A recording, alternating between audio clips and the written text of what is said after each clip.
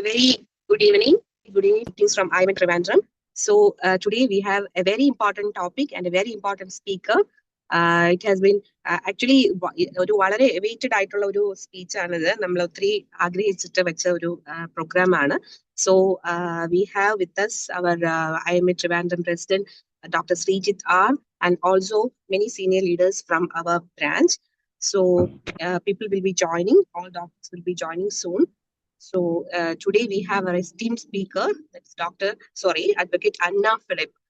Anna Philip, Anna Philip ഒരു വളരെ learned ആയിട്ടുള്ള ഒരു ലീഗൽ പ്രാക്ടീഷണർ ആണ്, and she's very passionate about giving strategic legal counsel to her clients, and also she's very much interested in providing legal help to doctors also.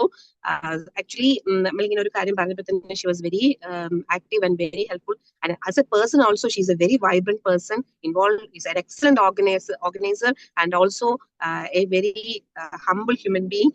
She's involved in so many charity works and other activities. അപ്പോൾ അന്നയുടെ പ്രത്യേകത എന്ന് പറഞ്ഞത് എല്ലാ എക്സാമിനും rank അതുപോലെ തന്നെ പിന്നെ distinction അതൊക്കെ വാങ്ങുന്നതാണ് ഒരു രീതി. ആൻഡ് ക്രിസ്റ്റൽ ക്ലിയർ ആണ്. She is very clear about such A young blood, very clear about Har views and also Har view points in legal aspects. അപ്പൊ അതുകൊണ്ട് നമുക്കിന്ന് കിട്ടിയിരിക്കുന്ന ഒരു എക്സലന്റ് സ്പീക്കറെയാണ്. നമുക്ക് എന്ത് വേണമെങ്കിൽ, she is very approachable also. So she has done her LLB from University of Kerala and LLM from prestigious Presidency College. So I invite Anna. അതിനു മുന്നേ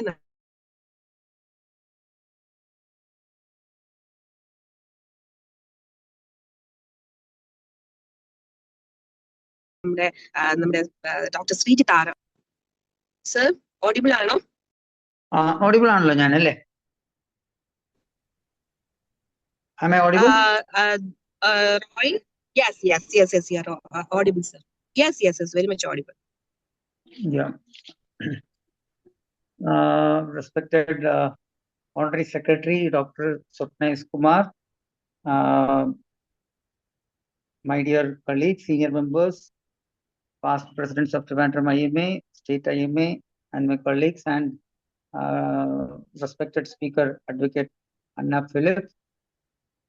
In the World Human Rights Day 2024 നമ്മൾ observe ചെയ്യുകയാണ്. അപ്പോൾ ഇതിനനുബന്ധമായി ഈ ഒരു വർഷത്തെ നമ്മുടെ theme എന്ന് പറഞ്ഞാൽ our rights our future right now എന്നുള്ളതാണ് നമ്മുടെ ഈ വർഷത്തെ തീമായിട്ട് നമ്മൾ ആചരിക്കുന്നത്. അത് എങ്ങനെ മനുഷ്യാവകാശം പാലിക്കുന്നതിലൂടെ നമുക്ക് നമ്മുടെ പ്രശ്നങ്ങൾക്ക് നേർവഴി കാണാം എന്നുള്ള ഒരു കാര്യമാണ് നമ്മുടെ ഈ ഒരു ഈ വർഷത്തെ our rights our future right now എന്നുള്ള കൂടി ഉദ്ദേശിക്കുന്നത്. കാരണം മനുഷ്യാവകാശം പാലിക്കപ്പെടുന്നതിലൂടെ നമുക്ക് നമ്മുടെ പ്രശ്നങ്ങൾ ഉണ്ടാകാതിരിക്കാനും, ഉണ്ടാവുകയാണെങ്കിൽ അതിന് സംരക്ഷണം നേടുവാൻ, കൂടാതെ സമൂഹത്തിന്റെ നല്ല കാര്യങ്ങൾ, സമൂഹത്തിലുള്ള മാറ്റങ്ങൾ വരുത്താനും തരത്തിലുള്ള ഒരു കാര്യമാണ് നമ്മുടെ ഈ ഒരു മനുഷ്യാവകാശം പാലിക്കപ്പെടുന്നതിലൂടെ ഉദ്ദേശിക്കുന്നത്. അത് തന്നെയാണ് our rights our future right now എന്നുകൊണ്ട് ഈ വർഷം ഉദ്ദേശിക്കുന്നത് തന്നെ. ഇപ്പോൾ നമുക്ക് ചുറ്റുമുള്ള അന്യായങ്ങൾ എന്തുമാകട്ടെ അത് ചെറുക്കാനുള്ള മാർഗം മാത്രമല്ല മനുഷ്യാവകാശം പാലിക്കപ്പെടുന്നതിലൂടെ. മറ്റൊന്ന്, സാമൂഹ്യ മാറ്റം വരുത്തുവാനും പാർശ്വീകരിക്കപ്പെട്ട ഒരു സമൂഹം, നമ്മുടെ സമൂഹത്തിലുള്ള ഒരു പാർശ്വീകരിക്കപ്പെട്ട ഒരു വർഗം, അവരുടെ ഉന്നമനത്തിനും വേണ്ടിയാണ് ഈ മനുഷ്യാവകാശം പാലിക്കുന്നതിലൂടെ നമുക്ക് സാധിക്കാം. അപ്പൊ അതാണ് ഈ ദിവസത്തിന്റെ പ്രത്യേകത, ഈ ഒരു ഒബ്സർവേഷന്റെ ഒരു നല്ല കാര്യം. നമ്മൾ മനസ്സിലാക്കേണ്ട കാര്യം, ഡോക്ടർ സമൂഹമായ നമ്മളിലുള്ള ഏറ്റവും പ്രധാനപ്പെട്ട കാര്യവും നമുക്ക് അറിയാൻ കൂടുതൽ താല്പര്യമുള്ള കാര്യവും സമൂഹത്തിന്റെ റൈറ്റ്സ് നമ്മൾ പാലിക്കപ്പെടണം, മനുഷ്യാവകാശം പാലിക്കണം. അതുപോലെ തന്നെ ഏറ്റവും ഹാനിക്കപ്പെടുന്നത് ഇന്ന് ഡോക്ടർ സമൂഹത്തിന്റെ റൈറ്റ്സും കൂടെയാണ്. നമുക്ക് പേഷ്യൻ്റാണ് വലുത്. ഒരു വേദനയിലൂടെ കടന്നു വരുന്ന ഒരു ഒരു പേഷ്യന്റിനെ സഹായിക്കേണ്ട സാമൂഹ്യ ബാധ്യത മാത്രമല്ല, നമ്മൾ ഉറച്ചു വിശ്വസിക്കുന്ന, നമ്മൾ ഹിപ്പോക്രറ്റിക് ഓത്തെടുത്ത് നിൽക്കുന്ന നമ്മൾക്ക് അതിനുള്ള എല്ലാ ബാധ്യതയും ഉണ്ടും താനും. പക്ഷെ നമ്മുടെ ഒരു അവകാശം, നമ്മുടെ റൈറ്റ്സ് കാണിക്കപ്പെടുന്നില്ലേ? ഒരു ഡോക്ടർ ദൈവമാണെന്ന് കരുതുന്ന ഒരു സമൂഹത്തിൽ എല്ലാം അമ്പലം കൊണ്ട് അല്ലെങ്കിൽ പള്ളികൾ കൊണ്ട് നേടാനാവാത്തത് ഒരു ആശുപത്രിയെ കൊണ്ട് 90% അസുഖങ്ങളിലും ഭേദപ്പെടുത്താൻ സാധിക്കുമ്പോൾ, ദൈവത്തിന്റെ വിളികളാൽ അല്ലെങ്കിൽ അങ്ങനെ ഒരു അവസ്ഥയിലൂടെ കടന്നു പോകേണ്ട ഒരു മനുഷ്യൻ അങ്ങനെ ഒരെണ്ണം സംഭവിക്കുമ്പോൾ, എല്ലാം ഡോക്ടറിന്റെയോ മെഡിക്കൽ സമൂഹത്തിന്റെ തെറ്റെന്ന് പറയുമ്പോൾ, അങ്ങനെ സാമൂഹ്യ മാധ്യമത്തിലൂടെ അഴിഞ്ഞാടുമ്പോൾ അവിടെ ഹാനിക്കപ്പെടുന്നത് നമ്മുടെ അവകാശങ്ങളാണ്. അതിനെക്കുറിച്ചും ഒരു ബോധവും, കൂടാതെ നമ്മുടെ റെസ്പോൺസിബിലിറ്റീസും അതെല്ലാവർക്കും അറിയാം. എന്നിരുന്നാൽ കൂടെ ഊന്നിയുള്ള ഒരു പ്രഭാഷണമായിരിക്കും അഡ്വക്കേറ്റ് അന്ന ഫിലിപ്പിന്റെ എന്ന് ഞാൻ വിശ്വസിക്കുന്നു. ഈ ഒരു ദിവസത്തിൽ എനിക്ക് പറയാനുള്ളത്, എൻ്റെ ഓരോ ഡോക്ടർ സുഹൃത്തുക്കളോടും എനിക്ക് പറയാനുള്ളത്, നമ്മുടെ അവകാശങ്ങളെക്കുറിച്ച്, നമ്മുടെ ഡോക്ടർ സമൂഹത്തിന്റെ അവകാശങ്ങളെക്കുറിച്ച് ബോധവാന്മാരാകണം. അത് ബോധ്യമുണ്ടെങ്കിൽ മാത്രമേ നമുക്കെതിരെയുള്ള അനീതിക്കെതിരെ നമുക്ക് പോരാടാൻ സാധിക്കുകയുള്ളൂ. അതിന് ഇന്ത്യൻ മെഡിക്കൽ അസോസിയേഷൻ പ്രതിജ്ഞാബദ്ധമാണ്. നമ്മളെല്ലാം ഒത്തുചേർന്നുകൊണ്ട് നമുക്കെതിരെയുള്ള അനീതിക്കെതിരെ ബോധവൽക്കരിക്കപ്പെടാനുള്ള സാഹചര്യവും ഒരുക്കാം. കൂടാതെ ഒരുമിച്ച് നിന്ന് പോരാടുകയും ചെയ്യാം. ഈ ഒരു നല്ലൊരു കാര്യം ഇത് അറേഞ്ച് ചെയ്ത ഡോക്ടർ സ്വപ്ന എസ് കുമാറാണ്, നമ്മുടെ സെക്രട്ടറിയാണ്. Thank you doctor Swapna S Kumar. കൂടാതെ നല്ലൊരു പ്രഭാഷണം വേണ്ടി കാതോർക്കാം. നന്ദി, നമസ്കാരം. Over to you doctor Swapna S Kumar. Yes actually നമുക്ക് സമയം കളയണ്ട. എന്തെങ്കിലും ക്വറീസ് ഉണ്ടെങ്കിൽ you can put in the chat box. So vice president Mohan T Shona will be joining soon. Our joint secretary Jitha is also there. അന്ന് നമുക്ക് തുടങ്ങാം. Over to you. Yes, thank you so much.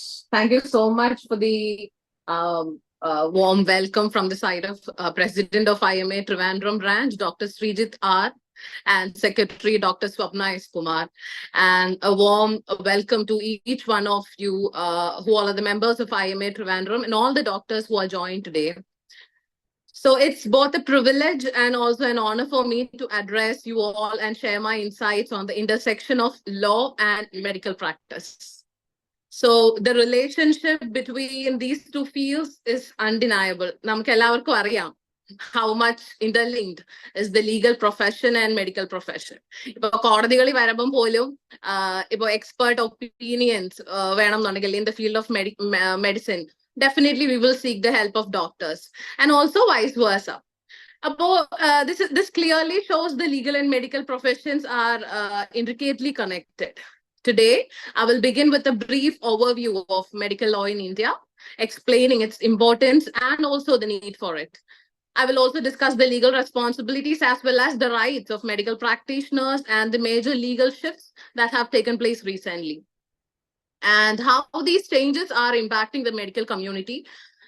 Yesterday also, oru session schedule in the summit, I have received lots of queries from several doctors with regard to the legal shifts that have taken place recently. അതിലൊരു ഉദാഹരണം പറയാനാണെന്നുണ്ടെങ്കിൽ ഇപ്പൊ IPC BNS ആയപ്പോ പോലും എത്രത്തോളം doctors അതിൽ affected ആയിരുന്നു, എങ്ങനെയൊക്കെ confusions ആണെന്നുള്ളത് എനിക്ക് മനസ്സിലായത് ഇന്നലെയാണ്, ടു ബി ഓണസ്റ്റ്. കാര്യം how much doctors are concerned. എപ്പോഴും നമ്മൾ പേഷ്യൻസിന്റെ ആസ്പെക്റ്റിൽ നിന്നാ സംസാരിക്കുന്നതും കാര്യങ്ങളെ കാണുന്നതും. So now I am also aware that how much concerned you doctors are about these legal aspects. So definitely I will try my level best to address everything. ഞാൻ കുറെ അധികം കാര്യങ്ങൾ കവർ ചെയ്യാൻ ശ്രമിക്കുന്നുണ്ട് with regard to the responsibilities, rights, everything. In addition to that, എന്തെങ്കിലും സംശയമാണെന്നുണ്ടെങ്കിൽ chat boxil ഇട്ടാൽ മതി. I will answer to all the queries.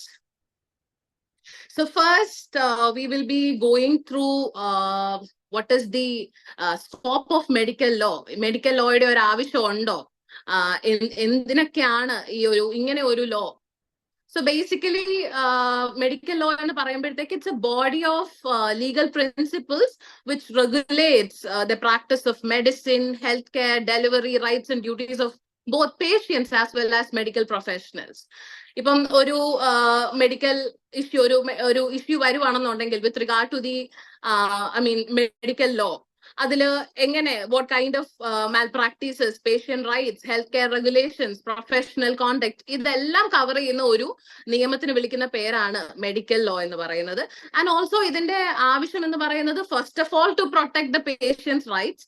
ഇപ്പം എന്ത് തരത്തിലുള്ള ചികിത്സയാണ് ഒരു പേഷ്യന്റിന് കിട്ടുന്നത് എന്ന് അറിയാനായിട്ടുള്ള ഒരു റൈറ്റ് ഡെഫിനറ്റ്ലി പേഷ്യൻസിനുണ്ട്. Right to informed consent, like എത്രത്തോളം റിസ്ക് ഉണ്ട് അവരുടെ ആ ഒരു ട്രീറ്റ്മെന്റിൽ, എന്തൊക്കെ ബെനിഫിറ്റ്സ് ആണ്, എന്തൊക്കെ പ്രൊസീജിയേഴ്സ് ആണ് നടക്കുന്നത്, ഇതെല്ലാം അറിയാനായിട്ടുള്ള ഒരു റൈറ്റ് പേഷ്യൻസിനുണ്ട് ഫ്രം പേഷ്യൻസ് ആസ്പെക്ട് നോക്കുവാണെന്നുണ്ടെങ്കിൽ.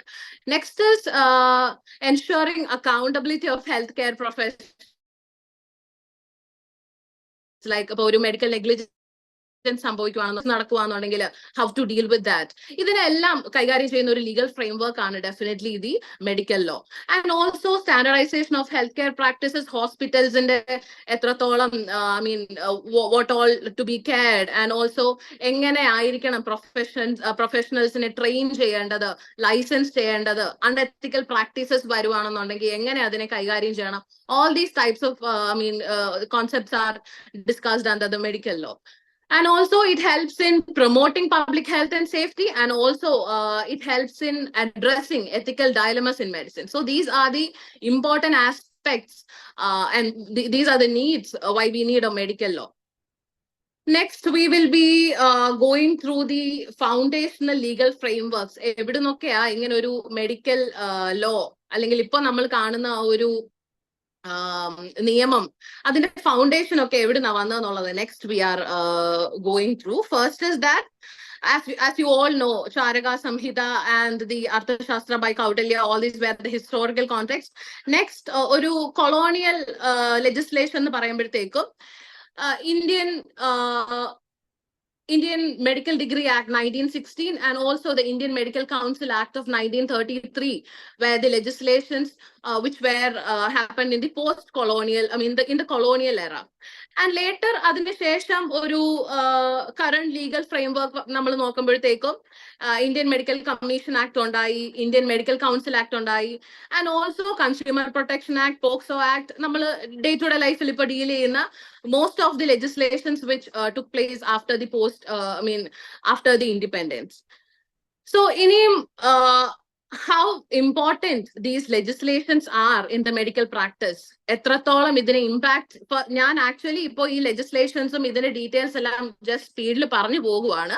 കാര്യം ഇതിനെക്കാട്ടിൽ കൂടുതൽ ഇമ്പോർട്ടന്റ് ആയിട്ടുള്ളത് ഇതിന്റെ പ്രാക്ടിക്കൽ ആസ്പെക്ട് ആണെന്നുള്ളത് കൊണ്ടും അതിനെ അഡ്രസ് ചെയ്യാൻ സമയം കൂടുതൽ എടുക്കും എന്നുള്ളത് കൊണ്ടും I'm just speedily going through all these things. പിന്നെ ഇതിനെ സംബന്ധിക്കുന്ന എന്ത് ഡൗട്ട് ഉണ്ടെന്നുണ്ടെങ്കിലും ചാറ്റ് ബോക്സിൽ ഇട്ടാൽ മതി, I will address to it definitely. So we are going to look into the important legislations in medical practice. The first one is that Indian Medical Council Act 1956. ഈ ഒരു legislation വഴിയാണ് medical education, licensing, professional conduct എല്ലാം regulate ചെയ്യപ്പെടുന്നത്. And also Indian medical council professional conduct, etiquette and ethics regulation act of 2022 ഈ ഒരു medical council ആക്ടിന്റെ ഭാഗമായിട്ട് വന്നതാണ്, which regulates or which guides the doctors on ethics, informed consent, responsibilities etcetera. അപ്പം Indian medical council act 1956, ഇതിന് ശേഷമാണ് Indian medical council professional conduct regulation 2002 വന്നതും. Later എല്ലാവർക്കും സംശയമുള്ള ഇന്ത്യൻ പീനൽ കോഡ് 1860 ആൻഡ് ഭാരതീയ ന്യായ സംഹിത 2023, how these are interlinked, ഇതിന്റെ provisions ഒക്കെ എങ്ങനെയാണ് നിങ്ങളെ അഫക്ട് ചെയ്യുന്നത് എന്നുള്ളത് I think most of the doctors R aware about that. IPC is an important legal framework which covers the criminal code in India. Now it is, it's revised as Bharatiya Nyaya Sanhita. ഇതില് medical negligence എന്ന് പറയുന്ന provision വരുന്നുണ്ട്, and also grievous hurt. You might be knowing the provisions like IPC ആയിരുന്ന സമയത്ത് 304A-യും 338-ഉം 337-ഉം ഒക്കെ ആയിരുന്നു. ഇപ്പൊ അത് 125 BNS section 125 and also section 106 of BNS medical നെഗ്ലിജൻസിനെ ഡീൽ ചെയ്യുന്നുണ്ട്. നെക്സ്റ്റ് പറയാനാണെന്നുണ്ടെങ്കിൽ ഇതിന്റെ കീ ഡിഫറൻസസ് കാര്യങ്ങളെല്ലാം I will deal later. Medical negligence എന്ന് പറയുന്ന ഒരു exclusively I'm dealing with that. So ഞാൻ ഇപ്പം ആ ഒരു പോർഷനിലോട്ട് പോകുന്നില്ല. Now I'm just going through the legislations മാത്രം കേട്ടോ. So next is the Drugs and Cosmetics Act of 1940. So you might be knowing about this act. This act basically regulates or ensures the safety and efficacy of medications. And next is the Medical Termination of Pregnancy Act 1971. അത് deal ചെയ്യുന്ന abortion regulations ഒക്കെയാണ്. ഇപ്പൊ 2021 ഒരു അമെന്റ്മെന്റും വന്നിട്ടുണ്ടായിരുന്നു. Abortion period 24 weeks വരെ extend ചെയ്തിട്ടുണ്ട്, which was a progressive change in reproductive rights. And also the next legislation is preconception of prenatal diagnostic techniques. ഇതില് sex selective abortions പറ്റത്തില്ല, ഫീമെയിൽ ഫീറ്റിസൈഡ് പറ്റത്തില്ല, ജെൻഡർ ഇക്വാളിറ്റി പ്രൊമോട്ട് ചെയ്യാൻ വേണ്ടിയിട്ടുള്ള ഒരു ലെജിസ്ലേഷൻ ആണിത്. And next is the consumer protection act. So this is another legislation. ഒരു civil liability ഡോക്ടേഴ്സിന് കൊണ്ടുവരുന്ന ഒരു ഇമ്പോർട്ടന്റ് ലെജിസ്ലേഷൻ ആണ് ഇത്, കൺസ്യൂമർ പ്രൊട്ടക്ഷൻ ആക്ട് ഓഫ് 1986. ഇതിൽ മെഡിക്കൽ നെഗ്ലിജൻസ് ക്ലെയിംസ് ഒക്കെ പേഷ്യൻസിന് ഫയൽ ചെയ്യാൻ പറ്റും. ഇപ്പം ഏതെങ്കിലും ഒരു തരത്തിലുള്ള ഒരു മെഡിക്കൽ നെഗ്ലിജൻസ് സംഭവിച്ചു കഴിഞ്ഞാൽ ഒരു ഹോസ്പിറ്റലിനെതിരെയോ ഒരു ഡോക്ടറിനെതിരെയോ ഒക്കെ ഒരു സിവിൽ ലയബിലിറ്റി അല്ലെങ്കിൽ ഒരു കോമ്പൻസേഷൻ സീക്ക് ചെയ്യാനായിട്ട് പേഷ്യന്റിനെ സഹായിക്കുന്ന ഒരു ലെജിസ്ലേഷൻ ആണ് the consumer protection act of 1986. And ഇതിൽ വരുന്ന വേറൊരു എക്സൈറ്റിംഗ് ഡൗട്ട് എന്ന് പറയുന്നത് ഡോക്ടേഴ്സ് എന്തുകൊണ്ട് ലയബിൾ ആവുന്നു, വൈ ലോയേഴ്സ് ആർ എക്സെംപ്റ്റഡ് എന്നുള്ളതാണ്. Lawyers are exempted. Recently, lawyers were exempted from the Consumer Protection Act. Still, doctors liable ആണ് Consumer Protection Actന്റെ പെർവ്യൂവിൽ വരുമ്പോഴത്തേക്ക്. കാര്യം എന്ന് പറഞ്ഞാൽ ഇതിന് പറയുന്ന ഒരു ജസ്റ്റിഫിക്കേഷൻ ഡോക്ടേഴ്സ് എത്രത്തോളം important, like how much they are dealing with the impact, life-altering impacts and making patient safety and accountability a priority. ആ ഒരു രീതിയിലാണ് ഡോക്ടേഴ്സിനെ ഇപ്പോഴും കൺസ്യൂമർ പ്രൊട്ടക്ഷൻ ആക്ടിന്റെ അകത്ത് ഉൾപ്പെടുത്തിയിരിക്കുന്നത്. അതായത് ഡോക്ടേഴ്സിന്റെ അത്രയും risk with regard to death or disability ലോയേഴ്സിന് വരുന്നില്ല. അതുകൊണ്ട് lawyers are exempted, but still doctors ഇപ്പോഴും ഈ ഒരു കാര്യത്തിലുണ്ട്. This is the only justification ഈ ഒരു കാര്യത്തില്. ഇതിനകത്ത് വരുമ്പോഴത്തേക്കും ഈ കൺസ്യൂമർ പ്രൊട്ടക്ഷൻ ആക്ടിന്റെ ഒരു കാര്യം സംസാരിക്കുമ്പോൾ മെഡിക്കൽ നെഗ്ലിജൻസ് സംഭവിച്ചു കഴിഞ്ഞാൽ വിത്തിൻ 2 years ഒരു പേഷ്യന്റ് ആ claim within 2 years of the date of occurrence ആ പേഷ്യന്റ് കംപ്ലൈന്റ് രജിസ്റ്റർ ചെയ്തിരിക്കണം. ഇപ്പൊ 50 ലക്ഷം രൂപ വരെയുള്ള കംപ്ലൈന്റ് ആണെന്നുണ്ടെങ്കിൽ ഡിസ്ട്രിക്ട് ഫോറത്തിലോ 50 lakhs to 2 crores ആണെന്നുണ്ടെങ്കിൽ സ്റ്റേറ്റ് കമ്മീഷനിലും ആൻഡ് ഓൾസോ അതിന് മുകളിലുള്ള ഒരു ക്ലെയിം ആണ് പേഷ്യന്റ് ആവശ്യപ്പെടുന്നതെങ്കിൽ നാഷണൽ കമ്മീഷനിലും ആണ് കേസ് ഫയൽ ചെയ്യേണ്ടത്. And next another important legislation is the protection of children from sexual offenses, that is POCSO Act of 2012. ഇത് എല്ലാവർക്കും അറിയാവുന്ന ഒരു ലെജിസ്ലേഷൻ ആണ് with regard to the sexual abuses in children, to curb all the sexual abuses which a child is facing. ഇതൊരു gender neutral legislation ആണ്. ആണ് പെണ്ണ് വ്യത്യാസമൊന്നുമില്ല. മൈനർ ആണോ, സെക്ഷൽ അബ്യൂസ് നിങ്ങൾ നേരിടുന്നുണ്ടോ, you are protected under this act. ഇതിൽ 2 പ്രധാനപ്പെട്ട അമെന്റ്മെന്റ്സ് വന്നിട്ടുണ്ട്. 2019 അമെന്റ്മെന്റ് ആൻഡ് 2023 അമെന്റ്മെന്റ്. 2019 അമെന്റ്മെന്റിൽ റിപ്പോർട്ടിംഗ് വാസ് മെയ്ഡ് മാൻഡേറ്ററി. അതായത് ഏത് തരത്തിൽ ഇങ്ങനെ ഒരു കേസ് വന്നാലും you should, being A registered medical practitioner, you should report it to the concerned authorities. And also pornography was included in this 2019 amendment. And 2023 അമെന്റ്മെന്റിന്റെ കാര്യം പറയുമ്പോഴത്തേക്ക് ഏജ് ഓഫ് കൺസെന്റ് എന്ന് പറയുന്ന ഒരു ടോപ്പിക് ഉണ്ട്. ഏജ് ഓഫ് കൺസെന്റ് പോക്സോ ആക്ടിൽ 18 വയസ്സായിരുന്നു. 18, അതായത് POCSO act applicable ആവുന്നത് 18 വയസ്സിന് താഴെയുള്ള കുട്ടികൾക്കായിരുന്നു. പക്ഷേ 2023 അമെന്റ്മെന്റ് ജസ്റ്റിസ് DY, നമ്മുടെ ആ സമയത്ത് ചീഫ് ജസ്റ്റിസ് ആയിരുന്നു ജസ്റ്റിസ് DY ചന്ദ്രചൂഡിന്റെ ബെഞ്ച് പറഞ്ഞു lots of consensual relationships are taking place. അപ്പോ 18 വയസ്സെന്നുള്ളത് 16 വയസ്സാക്കി കൺസിഡർ ചെയ്യണം എന്ന് പറഞ്ഞിട്ട് ഒരു Supreme Court verdict, and the amendment was made in 2023. പിന്നെ വേറൊരു ഇമ്പോർട്ടന്റ് കാര്യം with regard to POCSO and MTP is that under section 19 of the POCSO act, when a minor is approaching a registered medical practitioner, he should definitely inform and report it to the police officials. ഒരു minor ആയിട്ടുള്ള ഒരു പെൺകുട്ടി അബോർഷന് സമീപിച്ചു കഴിഞ്ഞാല് 19 clause 1 എന്ന് പറയുന്ന provision പ്രകാരം you should report that to the police officials. And next important legislation is the Transplantation of Human Organs Act 1994, which regulates the donation, transplantation of human organs, which aims to prevent illegal organ trade and also ensuring ethical organ donations. And next is Narcotic Drugs and Psychotropic Substances Act 1985, which deals with which controls the prescription and distribution of narcotic substances. Next is Right to Information Act of 2005. ഈ act പ്രകാരം this legislation allows the citizen to request information about the medical details, ഏത് തരത്തിലുള്ള ചികിത്സയാണ് അവർക്ക് കിട്ടിയത്, എന്തൊക്കെ procedures ആണ് അവർ undergo ചെയ്തതെന്നുള്ള തരത്തിലുള്ള എല്ലാവിധ ഡീറ്റെയിൽസും അവർക്ക് ഈ ഒരു ലെജിസ്ലേഷൻ വഴി സ്വീകരിക്കാൻ പറ്റും, which promotes accountability and transparency in the medical practice. Next is Mental Health Care Act of 2017. Mental Health Care Act nagathu which deals with which protects the rights of the individuals who are dealing with mental health issues. And another legislation is the Information Technology Reasonable Security Practices Procedures Rule 2011, which comes under IT Act of 2000. ഇതിൽ ഇപ്പോ ഹോസ്പിറ്റൽസിലെല്ലാം പേഷ്യൻസിന്റെ details കാര്യങ്ങളെല്ലാം digital ആണ്. അപ്പം അതിനെ protect ചെയ്യണം. ഒരു തരത്തിലും പേഷ്യന്റിന്റെ privacy അത് വയലേറ്റ് ചെയ്യപ്പെടാൻ പാടില്ല എന്നുള്ളതാണ് ഇങ്ങനെ ഒരു റൂള് കൊണ്ടുവന്നതിന്റെ പ്രധാനപ്പെട്ട ഉദ്ദേശം. Which mandates health care providers to secure patients data in digital formats. അതാണ് ഇങ്ങനെ ഒരു റൂൾ കൊണ്ടുവന്നതിന്റെ ഉദ്ദേശം എന്ന് പറയുന്നത്. Next is the clinical establishments registration and regulation act of 2010. This act establishes the medical institutions to meet minimum standards of care, contributing to improved patient safety and institutional transparency. And next legislation is that the HIV and AIDS Prevention Control Act of 2017. This act actually prohibits discrimination of individuals with HIV and AIDS.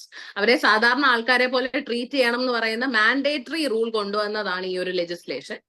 Next is the digital information security in health care, which is popularly known as ദിശ.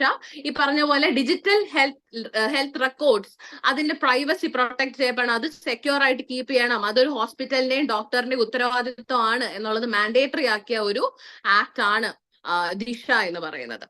So these are the legislations which is involved. These are the legal frameworks which is involved in the medical practice.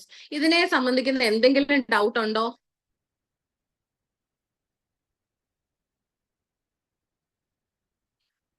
Consumer Protection Act. Prakash Shaileyam asked a question. Consumer Protection Act 2019 amendment വന്നപ്പോ medical negligence ഒഴിവാക്കിയില്ല. Medical negligence ഒഴിവാക്കിയിട്ടില്ല ഇതുവരെ. Medical negligence ഇപ്പോഴും ഉണ്ട്. 2019 amendment was to incorporate the online, ഈ consumers, online കൺസ്യൂമേഴ്സിനെ protect ചെയ്യാൻ വേണ്ടിയിട്ടാണ് 2019 amendment കൊണ്ടുവന്നത് consumer protection ആക്ടില്. So is there any doubt with regard to the legislative framework?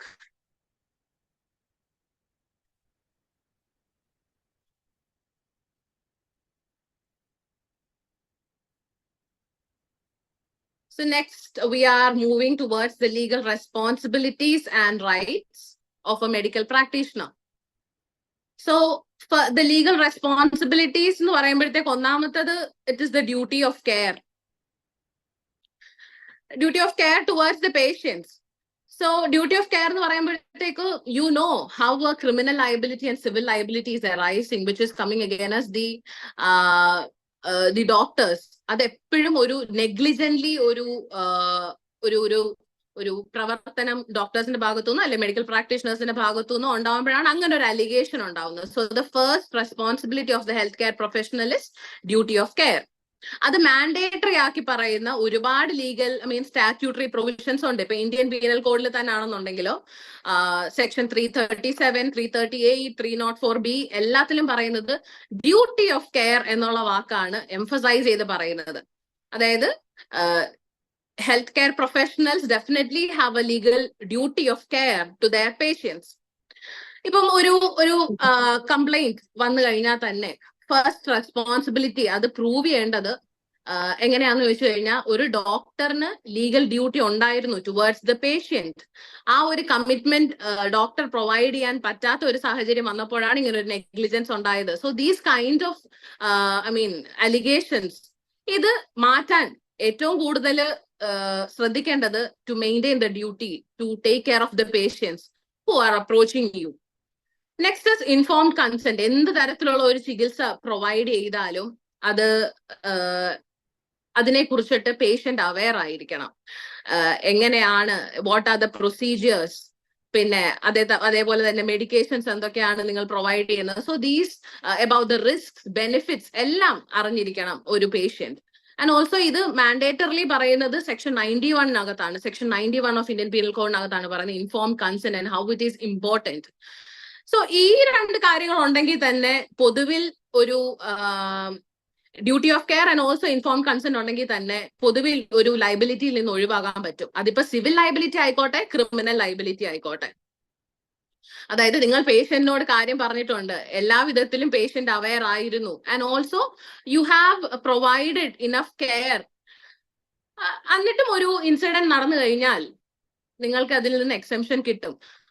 We will discuss about it കുറച്ചും കൂടി നല്ല പോലെ in the coming topics. Next is standard of care. So സാധാരണഗതിയിൽ ഇപ്പൊ ഒരു ഒമിഷൻ അല്ലെങ്കിൽ ഒരു നെഗ്ലിജൻസ് സംഭവിക്കാതിരിക്കുക എന്ന് പറയുന്നത് when you are not providing, it happens when you are not providing the enough standard of care towards the patients. അപ്പം അത് ഒഴിവാക്കാൻ വേണ്ടിയിട്ട് ഇപ്പൊ സാധാരണഗതിയിൽ how the normal way to treat that particular disease or to deal with that particular circumstance എങ്ങനെയാണോ സാധാരണഗതിയിൽ അത് deal ചെയ്യുന്നത്, in that standard, in that format itself you should deal with that particular case.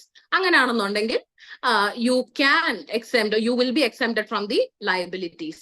Next is to maintain the confidentiality. ഇപ്പം ഒരു patient approach ചെയ്യുവാണ്, ഒരു patient ഒരു വിത്ത് ഒരു സിവിയർ ഡിസീസ്, HIV പോലുള്ള ഒരു ഡിസീസുമായിട്ട് നിങ്ങൾ അപ്രോച്ച് ചെയ്യുവാണെന്നുണ്ടെങ്കിൽ അവരുടെ ഡീറ്റെയിൽസ് ആൻഡ് കാര്യങ്ങൾ you should make it very confidential.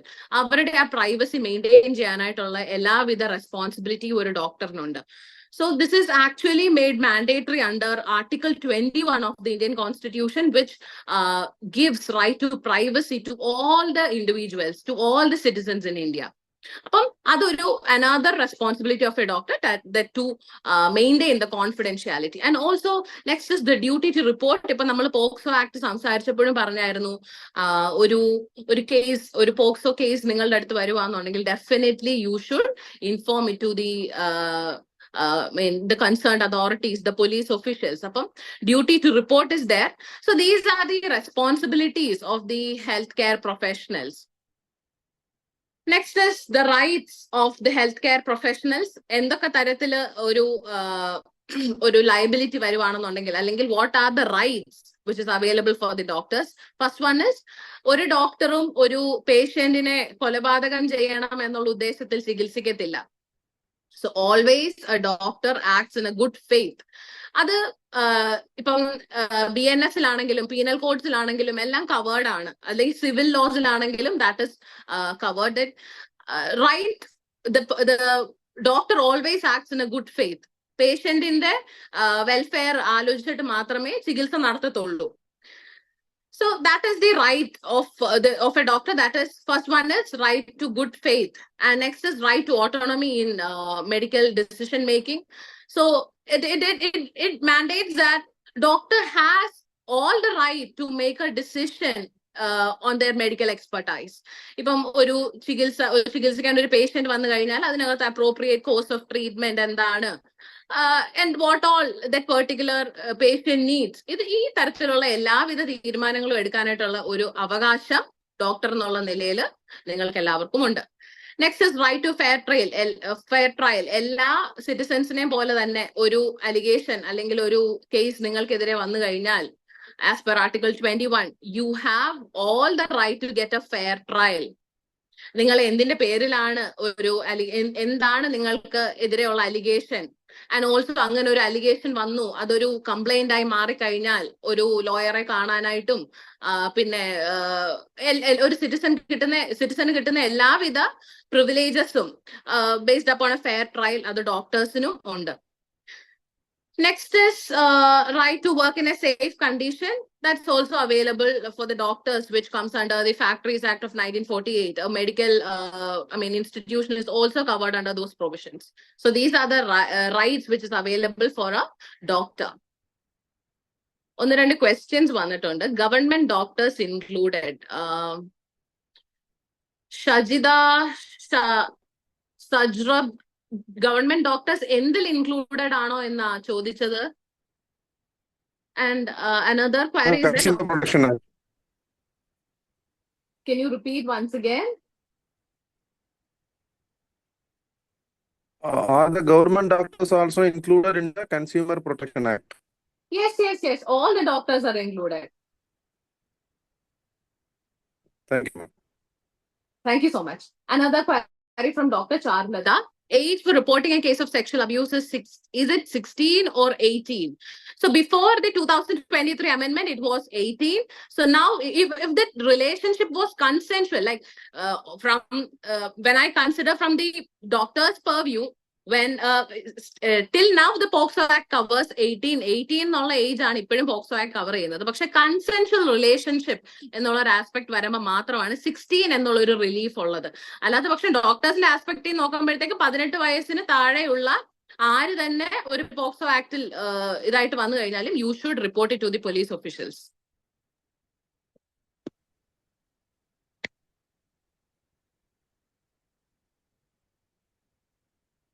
Next is medical negligence. So medical negligence is of two types, basically, civil and criminal. So civil medical negligence എന്ന് പറയുമ്പോഴത്തേക്കും അതിൽ compensation ആയിരിക്കും ഒരു റെമഡി ആയിട്ട് പേഷ്യന്റിന് കിട്ടുന്നത്. അതായത് ഒരു complaint that can be filed before A civil court or A consumer commission. അതിപ്പോ ഒരു ഡോക്ടറിനെതിരെ ആകാം, അല്ലെങ്കിൽ ഒരു ഹോസ്പിറ്റലിനെതിരെ ആകാം. ആരുടെ ഭാഗത്തു നിന്നാണോ ഒരു നെഗ്ലിജൻസ് സംഭവിച്ചെന്ന് പേഷ്യന്റിന് തോന്നുന്നത്, definitely the patient can file a case against that particular doctor either before a civil court or a consumer commission. So ഞാൻ നേരത്തെ പറഞ്ഞതുപോലെ തന്നെ എന്നാണോ ആ ഒരു ഡേറ്റ് ഓഫ് ഒക്കറൻസ്, ലൈക്ക് ആ ഒരു മെഡിക്കൽ നെഗ്ലിജൻസ് സംഭവിച്ച ആ ഒരു date of occurrence within 2 years that party should file a case. ഇപ്പം കൺസ്യൂമർ കമ്മീഷന് മുമ്പാകെയാണ് ഒരു കേസ് ഫയൽ ചെയ്യുന്നതെന്നുണ്ടെങ്കിൽ 50 ലക്ഷം രൂപ വരെയുള്ള മാറ്റർ ഡിസ്ട്രിക്ട് ഫോറത്തിലോ 2 crores വരെയുള്ള മാറ്റർ സ്റ്റേറ്റ് ഫോറത്തിലോ എബവ് 2 crores ആണെന്നുണ്ടെങ്കിൽ നാഷണൽ ഫോറത്തിലുമാണ് ഫയൽ ചെയ്യപ്പെടുന്നത്. Next we are going to talk about the criminal liability. Criminal liability ഇപ്പം IPC എന്നുള്ള ഒരു penal code is now replaced by BNS, which is known as ഭാരതീയ ന്യായ സംഹിത. അതിൽ ഒരുപാട് പ്രൊവിഷൻസും മാറിയിട്ടുണ്ട്. നേരത്തെ 304B എന്ന് പറയുന്ന പ്രൊവിഷനകത്തായിരുന്നു മെഡിക്കൽ നെഗ്ലിജൻസ് കവർ ചെയ്തിരുന്നത്. ഇപ്പോൾ അത് 106 Clause 1 എന്ന് പറയുന്ന പ്രൊവിഷനാണ് BNS-ൽ പറയുന്നത്. സോ അതിൽ പറയുമ്പോഴത്തേക്കും basically there is a shift. So you can look here. IPC section 304A, now it's covered under BNS section 106. അതിനകത്ത് വന്നിരിക്കുന്ന മേജർ മാറ്റം എന്ന് പറയുന്നത് 5 years എന്നുള്ള ഒരു ഇംപ്രിസൺമെന്റ് ആഡ് ഓൺ ആയി BNS-ൽ. 106 എന്ന് പറയുന്ന സെക്ഷൻ വന്നപ്പോഴത്തേക്ക് 5 years ആക്കി. നേരത്തെ അത് 2 years ആയിരുന്നു. പക്ഷെ ഡോക്ടേഴ്സിന് ഇതിനകത്ത് യാതൊരുവിധ മാറ്റവും ഇല്ല. So in this provision 106, doctors and other healthcare professionals are included. ഡോക്ടേഴ്സിന്റെ ഭാഗത്ത് നിന്നാണ് ഒരു മെഡിക്കൽ നെഗ്ലിജൻസ് സംഭവിച്ചതെങ്കിൽ ഇപ്പോഴും പണിഷ്മെന്റിന് യാതൊരുവിധ മാറ്റവും ഇല്ല. Still it is the same, that is 2 years. പക്ഷെ മറ്റൊരു വ്യക്തി, അതായത് മറ്റൊരു ഹെൽത്ത് കെയർ പ്രൊഫഷണലിന്റെ അടുത്തു നിന്നാണ് ഇങ്ങനെ ഒരു മിസ്റ്റേക്ക്, ഒരു നെഗ്ലിജൻസ് സംഭവിക്കുന്നുണ്ടെങ്കിൽ അത് 5 years of imprisonment ആണ്. So this is the major shift which happened in the BNS, IPC and BNS. That is 304A and BNS section 106. Next is section 125 of BNS. Section 125 of BNS actually deals with rash and negligent act which took place from the medical practitioner, which is endangering human life or personal safety of others. ഇതിന് punishment എന്ന് പറയുന്നത് 3 months and 200 rupees fine ആണ് വരുന്നത്. അതായത് ഒരു medical negligence വഴി ഒരാൾക്ക് എന്തെങ്കിലും തരത്തിലൊരു ഹ്യൂമൻ ലൈഫ് എൻഡേഞ്ചേർഡ് ആവുന്ന തരത്തിൽ എന്തെങ്കിലും ഒരു ഡാമേജ് ഉണ്ടാവുകയാണെന്നുണ്ടെങ്കിൽ you will get an imprisonment for 3 months of fine. പിന്നെ ഈ ക്രിമിനൽ ലയബിലിറ്റി വരുന്ന സാഹചര്യത്തില് what you can do is there are other relevant provisions under the penal codes which is dealing with good intention, consent, ഇങ്ങനെയുള്ള പ്രൊവിഷൻസിനെ deal ചെയ്യുന്ന കാര്യങ്ങളുണ്ട്. അതായത് ഇപ്പം ഞാൻ മുമ്പേ പറഞ്ഞതുപോലെ തന്നെ ഒരിക്കലും ഒരു ഡോക്ടർ ഒരു ക്രിമിനൽ ഇന്റൻഷനിൽ ഒരാളെ കൊല്ലണം എന്നുള്ള ഒരു ഇന്റൻഷനിൽ ഒരിക്കലും ഒരു പേഷ്യന്റിനെ ചികിത്സിക്കത്തില്ല, which is the general notion. അപ്പം അതുകൊണ്ട് തന്നെ if a patient is alleging that medical negligence സംഭവിച്ചു, എന്നെ മനഃപൂർവ്വം കൊല്ലാൻ ശ്രമിച്ചതാണ്, അങ്ങനെയുള്ള ഒരു അലിഗേഷൻ വരുന്ന സാഹചര്യത്തിൽ definitely you can seek protection under section 18, section 19, section 30, section 26 of BNS. അതിൽ പറയുന്നത് ഇപ്പൊ നിങ്ങൾ ഇതൊരു ആക്സിഡന്റിൽ പറ്റിപ്പോയ ഒരു കാര്യം, അല്ലെങ്കിൽ കൺസെൻഷ്വൽ ആയിരുന്നു, ഇവരോട് ഞങ്ങൾ കാര്യങ്ങളെല്ലാം അറിയിച്ചതാണ്, ഇവരുടെ കൺസെന്റോട് കൂടിയാണ് ഒരു സർജറി നടത്തിയത്, അല്ലെങ്കിൽ വാട്ട് എവർ ആ ഒരു ട്രീറ്റ്മെന്റ് നിങ്ങൾ ചെയ്തത് എന്നുള്ളത് പറയാം. And also good faith, you have acted upon the good faith. And also ഇപ്പം ഒരു കൺസെന്റ് എടുക്കാൻ പറ്റാത്ത സിറ്റുവേഷനിലാണ് പേഷ്യന്റ്, എമർജൻസിയിൽ ഒരു ട്രീറ്റ്മെന്റ് ചെയ്യേണ്ടി വന്നു, എങ്കിൽ പോലും യു വിൽ ഗെറ്റ് പ്രൊട്ടക്ഷൻ. ഇപ്പൊ മെഡിക്കൽ നെഗ്ലിജൻസ് അലിഗേഷൻ വരുവാണെങ്കിൽ തന്നെ ഈ പറയുന്ന ഈ ഡോക്ടേഴ്സിന് പീനലൈസേഷൻ വരുന്ന അതേ പീനൽ കോഡിൽ തന്നെ പ്രൊട്ടക്ഷനെ കുറിച്ചും സംസാരിക്കുന്നുണ്ട്. അപ്പം again I will mention that ഇപ്പൊ ഒരു ആക്സിഡന്റ് സംഭവിച്ചതാണ്, ഗുഡ് ഫെയ്ത്തിലാണ് സംഭവിച്ചത്, അല്ലെങ്കിൽ കൺസെന്റ് ഓൾറെഡി അക്വയർഡ് ആയിരുന്നു, പിന്നെ കൺസെന്റ് എടുക്കാൻ പറ്റാത്ത ഒരു സിറ്റുവേഷനിൽ you have to take a emergency decision. So ഇങ്ങനെയുള്ള എല്ലാം ഒരു എക്സെംപ്റ്റഡ് കേസസ് ആണ്, ലയബിലിറ്റിയിൽ നിന്ന് എക്സെംഷൻസ് കിട്ടും.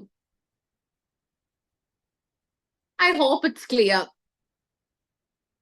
1-2 questions vannittundu. What if doctor keep 1 meter distance from patient, he is not wearing mask, is the patient gets right to file a complaint? 1 meter distance, if a doctor keeps 1 meter distance from the patient, he is not wearing mask, is the patient gets a right to file a complaint? Right to file a complaint with regard to mask idathathu kondu complaint file cheyamono? I don't think that mask idathathu kondu oru complaint file cheyan pattum ennu. Can you make the question more clear? And also another question from Dr. Riju. 125B of BNS says if grievous hurt occurs, then punishment is for 3 years. Is it applicable for doctors also? Doctors in പറയുന്ന grievous hurt, like section 125 ൽ പറയുന്നത് for doctors it's only for 3 months. 3 months or 2,500 as fine. അത് ചിലപ്പോ grievous hurt വിത്ത് ഈ എന്താ weapons ഒക്കെയാണ് ഈ 3 years punishment പറയുന്നത്.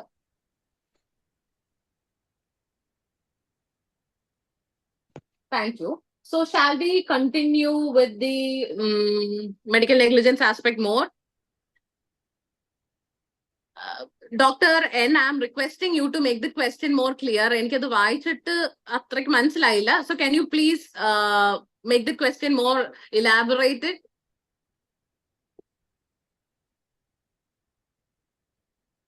Madam, can I ask a question? Yes, yes. Madam, ഒരു surgical case for any surgical case, for example പറയണ ഒരു ലൈക്ക് ഫിസ്റ്റുല ഇന്നോ പേഷ്യന്റ് ഇസ് ഹാവിംഗ് പെയിൻ, അപ്പൊ അവർക്ക് അതിന്റെ ക്ലാസിക്കലായിട്ട് സർജിക്കൽ അഡ്വൈസ് ഉള്ള ഫിംഗറോട്ടമി, അതാ ക്ലാസിക്കലായിട്ടുള്ള. അപ്പൊ ഇത് ചെയ്ത് കഴിഞ്ഞിട്ട് പേഷ്യന്റിന് റിലീഫ് ഇല്ലെങ്കിൽ can they go for litigation? Relief normally ചെയ്യേണ്ട, ഇപ്പൊ ബേസിക്കലി ഒരു മെഡിക്കൽ നെഗ്ലിജൻസ് കേസിനെ എങ്ങനെ ഹാൻഡിൽ ചെയ്യുന്നതെന്ന് വെച്ച് കഴിഞ്ഞാല് നോർമലി സാധാരണഗതിയിൽ ഒരു സ്റ്റാൻഡേർഡ് ഒരു രീതി ഓഫ് ചികിത്സ ഉണ്ടാവുമല്ലോ, അത് ഫോളോ ചെയ്യാതെയാണ്, അതിലൊരു ഗ്രോസ് നെഗ്ലിജൻസ് ഒരു ഡോക്ടറുടെ ഭാഗത്തു നിന്ന് സംഭവിച്ചിട്ടുണ്ടെങ്കിൽ മാത്രമേ ഒരു ഡോക്ടറിനെ ലയബിൾ ആക്കാൻ പറ്റത്തുള്ളൂ. അല്ലാത്ത പക്ഷം ഡോക്ടർ ഇസ് സേഫ്. അതെങ്ങനെ പ്രൂവ് ചെയ്യുന്ന അവര് അതർ പാർട്ടി ആവും? The burden of proof is on the patient. Burden of proof എങ്ങനെ കൊണ്ടുവരും എന്ന് ചോദിച്ചു കഴിഞ്ഞാൽ പേഷ്യന്റ് എങ്ങനെ പ്രൂവ് ചെയ്യണം എന്ന് വെച്ച് കഴിഞ്ഞാൽ ഇപ്പം അവരൊരു ക്രിമിനൽ കംപ്ലൈന്റ് ഫയൽ ചെയ്യുന്നത് സപ്പോസ് അങ്ങനെയാണെന്നുണ്ടെങ്കിൽ ഒരു എക്സ്പേർട്ട് ഡോക്ടറിന്റെ ഒപ്പീനിയൻ വിത്ത് ദറ്റ് ഒപ്പീനിയൻ മാത്രമേ അവർക്ക് ഇതിനെ ചാലഞ്ച് ചെയ്യാൻ പറ്റത്തുള്ളൂ. അതായത് some other doctor should state that ഇങ്ങനെയല്ല ചികിത്സ നടത്തേണ്ടിയിരുന്നത് എന്നൊരു ഒരു panel of doctors or a particular expert opinion should be taken. Okay. Very well. Thank you. Thank you for the question. Next is another legislation which makes a liability, which gives a rise to liability for the medical doctor, the medical practitioners, is that the Code of Medical Ethics 2002. So ഇതില് ഈ ഒരു ലെജിസ്ലേഷനിൽ professional conduct, എറ്റിക്വേറ്റ്, ethics ഇതിനെല്ലാം regulate ചെയ്യുന്ന ഒരു act ആണ് this IMC Act of 1956 and also ഇതിനെ സംബന്ധിക്കുന്ന ഒരു റെഗുലേഷനും വന്നിട്ടുണ്ട്. And next we are going to look into the medical negligence. ഏതൊക്കെ സാഹചര്യത്തിലാണ് മെഡിക്കൽ നെഗ്ലിജൻസ് സംഭവിക്കുന്നത് അല്ലെങ്കിൽ എന്തൊക്കെ വന്നു കഴിഞ്ഞാൽ what are the essentials of A medical negligence. First one is that when a medical service or the medical professional is not rendering the service properly. ഞാൻ മുമ്പേ പറഞ്ഞതുപോലെ തന്നെ സാധാരണഗതിയിൽ നല്ല രീതിയിൽ ഒരു ചികിത്സ പ്രൊവൈഡ് ചെയ്തു, അതായത് ഒരു സ്റ്റാൻഡേർഡ് രീതിയിൽ തന്നെ ചികിത്സ പ്രൊവൈഡ് ചെയ്തു എന്നുണ്ടെങ്കിൽ you will not be made liable for any kind of negligence. Next essential is that if a doctor or a medical professional fails to serve the duty of of acting in the interest of patient, അതായത് പേഷ്യന്റെ welfare and benefits ആലോചിക്കാതെയാണ് ഒരു doctor act ചെയ്യുന്നത് എന്നുണ്ടെങ്കിൽ medical negligence will be resulted. And also another essential is that patient undergo ചെയ്യുന്ന treatment അല്ലെങ്കിൽ ഇതിനെ തുടർന്നുണ്ടാവാവുന്ന റിസ്കുകളെ കുറിച്ചൊന്നും പേഷ്യന്റിനോട് convey ചെയ്തിട്ടില്ല, പേഷ്യന്റിന് അറിയത്തില്ല എന്നുണ്ടെങ്കിലും ഒരു doctor can be made liable for the medical negligence. And ഈ ഇത്രയും കാര്യങ്ങൾ നിങ്ങൾ പ്രോപ്പർലി ചെയ്തു, ബട്ട് സ്റ്റിൽ ഒരു നെഗ്ലിജന്റ് ആക്ട് കാരണം ഒരു ഇഞ്ചുറിയോ ഒരു ഡാമേജോ അല്ലെങ്കിൽ ഒരു ഡെത്തോ സംഭവിക്കുകയാണെന്നുണ്ടെങ്കിലോ മെഡിക്കൽ നെഗ്ലിജൻസ് റിസൾട്ട് ആവും. സോ ഈ ഇൻസിഡൻസ് അല്ലെങ്കിൽ ഈ പറഞ്ഞ ഇത്രയും കാര്യങ്ങൾ ഫുൾഫിൽഡ് ആണെന്നുണ്ടെങ്കിൽ, like properly medical service provide ചെയ്തു, പേഷ്യന്റ് ഇൻട്രസ്റ്റിലാണ് പ്രവർത്തിച്ചത്, പേഷ്യന്റിനോട് കാര്യങ്ങളെല്ലാം വിശദീകരിച്ചിട്ടുണ്ട്, പ്രത്യേകിച്ച് ഡാമേജസോ ഇഞ്ചുറീസോ ഒന്നും ഉണ്ടായിട്ടില്ല എന്നുണ്ടെങ്കിൽ യു ആർ സേഫ്. അല്ലാത്ത പക്ഷം ഈ പറഞ്ഞ എല്ലാ കാര്യങ്ങളും കംപ്ലൈ ചെയ്തിട്ടുണ്ട്, പേഷ്യന്റിനോട് പറഞ്ഞിട്ടുണ്ട്, പ്രോപ്പർലി തന്നെയാ ചികിത്സിച്ചത്, പേഷ്യന്റ് ഇൻട്രസ്റ്റിൽ തന്നെയാ ചികിത്സിച്ചത് എങ്കിൽ പോലും ഒരു പരിധി വരെ you are safe if a gross negligence hasn't taken place. So these are the things or the essentials which we have to consider in a medical negligence case. പിന്നെ ഞാൻ മുമ്പേ സൂചിപ്പിച്ചതുപോലെ തന്നെ 2 years ആണ് ഇതിനുള്ള ഒരു ലിമിറ്റേഷൻ പീരീഡ്. ഒരു complaint file ചെയ്യാനുള്ള ടൈം ലിമിറ്റ് എന്ന് പറയുന്നത് 2 years ആണ്. ഇപ്പൊ കംപ്ലൈന്റ് എവിടൊക്കെ ഫയൽ ചെയ്യാം എന്നുള്ളതാണ് next. U can file A complaint. അത് നമ്മൾ മുമ്പേ സിവിൽ ലയബിലിറ്റിയും ക്രിമിനൽ ലയബിലിറ്റിയും പറയുന്ന സാഹചര്യത്തിൽ I have explained. People can file complaints either in police station for the criminal offenses or in a consumer court or a civil court, and also they can make a complaint with Medical Council of India. Next, what are the evidences? What are the relevant evidences that a patient to bring if he is alleging about a medical negligence? First thing, that there was a doctor-patient relationship. ഇപ്പം തീർച്ചയായിട്ടും ഒരു medical negligence ഒരു പേഷ്യന്റിന് file ചെയ്യാൻ പറ്റുന്നത് against that hospital and also against the doctor. Appo that patient is supposed to prove that ഇവര് തമ്മിൽ ഒരു doctor patient relationship ഉണ്ടായിരുന്നു. The complainant and the respondent, that is the doctor, ഈ doctor ആയിരിക്കണം ഈ പേഷ്യന്റിനെ ചികിത്സിച്ചിട്ടുണ്ടാവുന്നത്. ആൻഡ് ഓൾസോ ഇപ്പൊ hospital ആണെന്നുണ്ടെങ്കിൽ they should bring appropriate documents which proves that ഈ ട്രീറ്റ്മെന്റ് നടന്നത് ഇതേ ഹോസ്പിറ്റലിലാണ് എന്ന് പ്രൂവ് ചെയ്യുന്ന തരത്തിലുള്ള ഡോക്യുമെന്റ്സ് കൊണ്ടുവരണം. So that can be considered as the prima facie evidence. Next is that ഒരു standard procedure or standard way of treatment ഉണ്ടാവും. തീർച്ചയായിട്ടും ഓരോ ചികിത്സയ്ക്കും ഒരു സ്റ്റാൻഡേർഡ് വേ ഉണ്ടാവും. അത് കംപ്ലൈ ചെയ്തിട്ടില്ല എന്നുള്ളത് അടുത്ത ഒരു എവിഡൻസ് ആണ്. അപ്പം ഇതെങ്ങനെ പ്രൂവ് ചെയ്യും എന്നുള്ളത് ഞാൻ മുമ്പേ പറഞ്ഞു. That another expert opinion will be taken by the police officials. അതായത് ഇപ്പൊ ഒരു മെഡിക്കൽ നെഗ്ലിജൻസ് വന്നു കഴിഞ്ഞാൽ that the complainant ഒരു കംപ്ലൈന്റ് ഫയൽ ചെയ്യുന്ന സമയത്ത് police officials should take a established expert opinion from other doctors or from the state council that ഇങ്ങനെ ഒരു ചികിത്സ ഈ രീതിയിലാണോ നടപ്പിലാക്കേണ്ടത്, ഇത്രയും ശ്രദ്ധ മതിയോ, അല്ലെങ്കിൽ ഇങ്ങനെ ഒരു നെഗ്ലിജന്റ് ആക്ട് സംഭവിക്കുന്നത് സാധാരണ രീതിയിൽ ഇങ്ങനെ സംഭവിക്കാറുണ്ടോ എന്നുള്ള തരത്തിൽ ഒരു expert opinion they should take from the state council or from the expert doctors panel അവർ occupy ചെയ്യണം. അപ്പം ഇത് രണ്ടും ആണ് പ്രധാനമായിട്ടുള്ള evidences.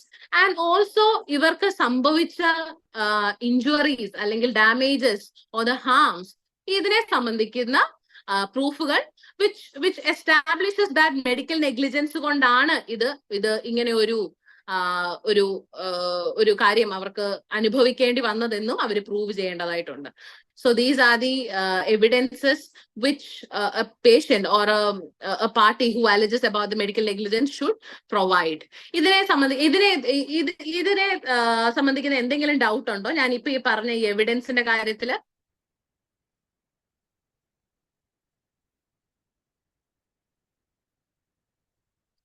So Dr. N made that question clear. Doctor keeps patient 1 meter away from him at OPD. Does the patient gets a right to file a complaint? If a patient files a false complaint, can we sue him also? Actually, there is a duty to take care when ഒരു medical attention to the ഏതെങ്കിലും തരത്തിലൊരു ഈ mask ധരിക്കാത്തത് കൊണ്ട് എന്തെങ്കിലും ഒരു problem ഉണ്ടാവുന്ന ഒരു രോഗമാണ് ആ ഒരു പേഷ്യന്റ് ഉള്ളതെങ്കിൽ definitely the doctor has the duty to take care. പക്ഷേ ഇതില് ഫോൾസ് കംപ്ലൈന്റ് ആണെന്ന് പറയുന്നുണ്ട്. അങ്ങനെയാണെങ്കിൽ definitely you can file a case for defamation and you can proceed against it. False complaint ആണെങ്കിൽ. I hope it's clear.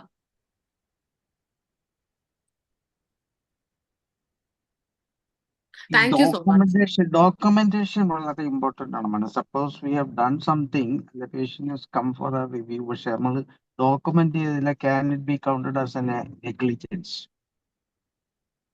Documentation is very important. ഇപ്പം ഒരു patient ഒരു medical reports അല്ലെങ്കിൽ അവരുടെ ചികിത്സയെ സംബന്ധിക്കുന്ന ഒരു കാര്യം ഹോസ്പിറ്റലിൽ അല്ലെങ്കിൽ ഏതെങ്കിലും ഒരു ഡോക്ടറിനോടോ ആവശ്യപ്പെട്ട് കഴിഞ്ഞാൽ doctor is suppose to provide that within 72 hours എന്നുള്ളതാണ് സുപ്രീം കോർട്ട് ഗൈഡ് ലൈൻസ്. അതായത് ഏത് തരത്തിലുള്ള ചികിത്സയാണെന്നുണ്ടെങ്കിലും അത് ഡോക്യുമെന്റ് ചെയ്യണം എന്നുള്ളത് മാൻഡേറ്ററി ആണ്. അത് റെക്കോർഡ് ചെയ്തില്ല എന്ന് പറഞ്ഞിട്ട് ഒരു മെഡിക്കൽ നെഗ്ലിജൻസ് ഫയൽ ചെയ്യാൻ പറ്റത്തില്ല. മെഡിക്കൽ നെഗ്ലിജൻസ് ഫയൽ ചെയ്യണം എന്നുണ്ടെങ്കിൽ അതിന്റെ എസെൻഷ്യൽസ് ഞാൻ മുമ്പേ പറഞ്ഞായിരുന്നല്ലോ. അത്രയും കാര്യങ്ങൾ, അതായത് ഒരു മെഡിക്കൽ സർവീസ് പ്രോപ്പർലി റെൻഡർ ചെയ്തില്ല, അല്ലെങ്കിൽ പേഷ്യന്റ് ഇൻട്രസ്റ്റ് അല്ല പ്രവർത്തിച്ചത്, പേഷ്യന്റ് അതുവഴി ഒരു ഹാമോ ഇഞ്ചുറിയോ ഒക്കെ ഉണ്ടായാൽ മാത്രമേ മെഡിക്കൽ നെഗ്ലിജൻസ് ഉണ്ടാവത്തുള്ളൂ. ഡോക്യുമെന്റേഷൻ കൃത്യമായിട്ട് ചെയ്തില്ല എന്ന് പറഞ്ഞ ഒരു മെഡിക്കൽ നെഗ്ലിജൻസ് കേസ് ഉണ്ടാവത്തില്ല. Is there any അങ്ങനെ ഒരു റിയൽ ലൈഫ് എന്തെങ്കിലും ഒരു സിനാരിയോ ഉണ്ടായിട്ടുണ്ടോ? ഇല്ല, ഞാൻ ജനറൽ ആയിട്ട് ചോദിച്ചതേ ഉള്ളൂ. Just Okay. Ma'am, one question, ma'am. Yes. Ma'am, generally what we see is that when we go to a doctor, he says, okay, we'll go for this procedure or surgery. And normally they don't reveal what are the danger in it, what are the things in writing and all. They verbally they say, and they get us a signature from the bystander or sometimes from the patient also, that so and so what to say danger is involved in this procedure, and I am what to say that's something indemnifying the doctor, something like that. That's only we have seen so far. So, but when we say take that case to the consumer commission, then everything is becomes technical. Why it is not done like that? Why it should be done like that, Garga? So, from the patient's point of view, and even for the lawyers also, it becomes very difficult to understand how to give the consent also. So, can you elaborate on this point, ma'am? Even with the help of some doctors who are available here, if they can also say, that it will be very helpful for us. Thank you so much for the question. ഞാനിപ്പോ ഈ elaborate ചെയ്ത പറഞ്ഞ ഈ എല്ലാ കേസസിലും informed consent എന്നുള്ളതാണ് ഏറ്റവും important. Informed consent എന്ന് പറഞ്ഞു കഴിഞ്ഞാൽ it should cover everything about the procedures, about the risks, about the benefits, about the medications. എല്ലാം ഒരു പേഷ്യന്റ് അറിഞ്ഞിരിക്കണം. That is a right. ഒരു പേഷ്യന്റിന്റെ പ്രൈമറി റൈറ്റ് ആണ് എന്തൊക്കെ ചികിത്സയാണ് അവർക്ക് കിട്ടുന്നത് എന്നുള്ളത് അറിയാൻ. ഐ തിങ്ക് ഇപ്പൊ ഒരു ഹോസ്പിറ്റലിൽ പോകുമ്പോഴത്തേക്കും basically the patients or the bystanders, they will be submitting themselves. അവർ ഒരിക്കലും അതിനെ ക്വസ്റ്റ്യൻ ചെയ്യത്തില്ല, എന്താണെന്നുള്ളത് കൂടുതൽ ചോദിക്കത്തില്ല.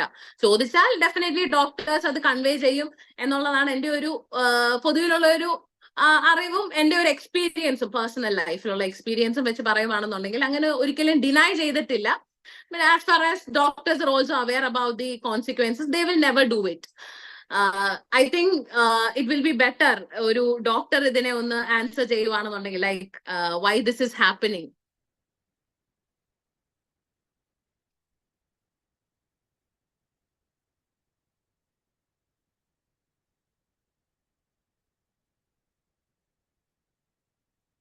I think no one is ready for that. Sir, if there are some doctors are online, please answer this. We know your pressure, the density of the patient you are seeing and all. But when it comes to a legal thing, then it becomes very difficult for the patient to establish that a doctor has told him or not. That is the main problem. Then, of course, when we go into the Consumer Commission and all, it is painful for the doctors also, because he has to leave his practice and he has to waste his time, and indirectly it is wasting another patient's time only. So with highest regard to your profession only, I'm asking this question. It is not about finding culpability in you and all. Please try to answer. If there are any exact feelings, for example, let me say an example where I was going through a case in which the doctor was saying one procedure is correct as per some one expertise book. And the other doctor who gave the expert opinion quoted another book. In that it was written, it should have been done like that. Now, under this condition, a lawyer is totally confused, and the patient also confused what to take it as correct. So that is where we come. And another one case, lady family planning, and the operation got failed.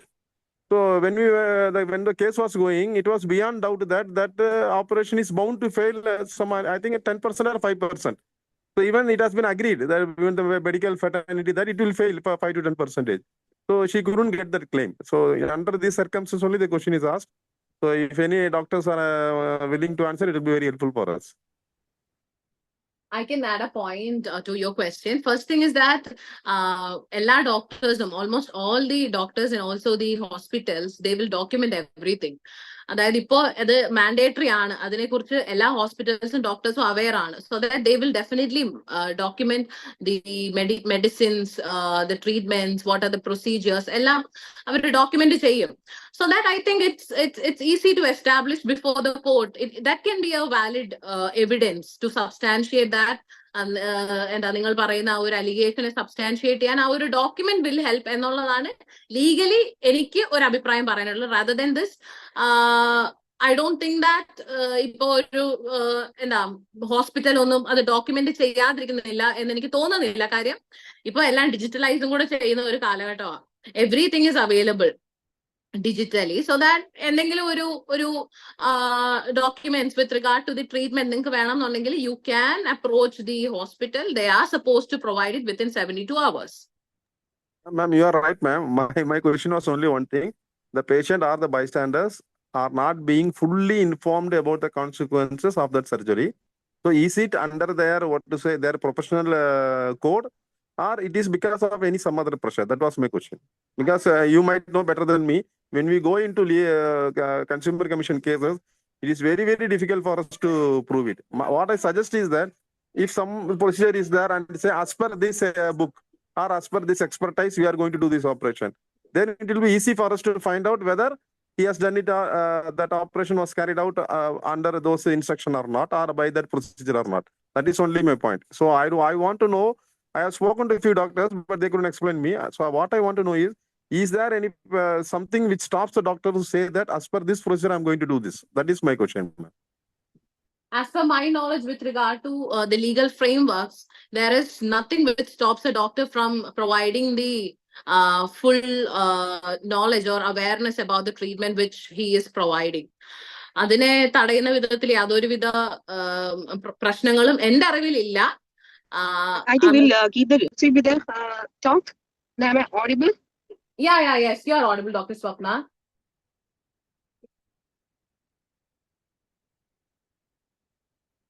Hello.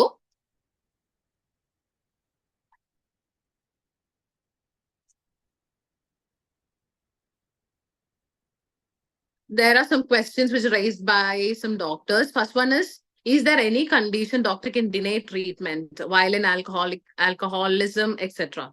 Yes, definitely doctor can deny treatment if there is any violence or any endangering things happens from the patient. Definitely a doctor can deny the treatment. എല്ലാവർക്കും അറിയാവുന്ന ഒരു incident ആണ് എന്ന് തോന്നുന്നു. കൊട്ടാരക്കര താലൂക്ക് ഹോസ്പിറ്റലില് doctor Vandana എന്ന് പറഞ്ഞ ഒരു പെൺകുട്ടി മരണപ്പെട്ടത് because of the violent nature of the particular patient. അപ്പൊ അങ്ങനെയുള്ള സിറ്റുവേഷനിൽ definitely a doctor can deny treatment. Next question is if patient is not. ഇത് നമ്മളെ എഴുതി കൊടുക്കാനാണോ?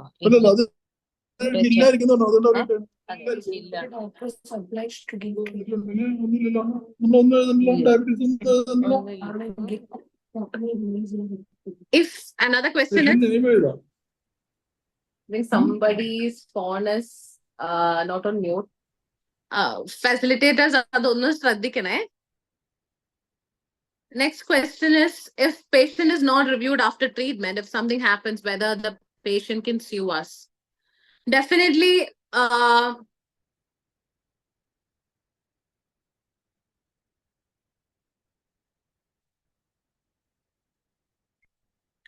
yeah, definitely a patient can sue because a doctor is supposed to give a review after the treatment. That is the responsibility of a doctor. But in some scenarios, the doctor should prove that there was a reason behind the denial for the review. If there is a valid reason, then definitely you cannot be made liable. Next question is, in RTA cases, if patient is not willing to give his details for reporting in wound register and MLC registration, some of them abscond after wound dressing.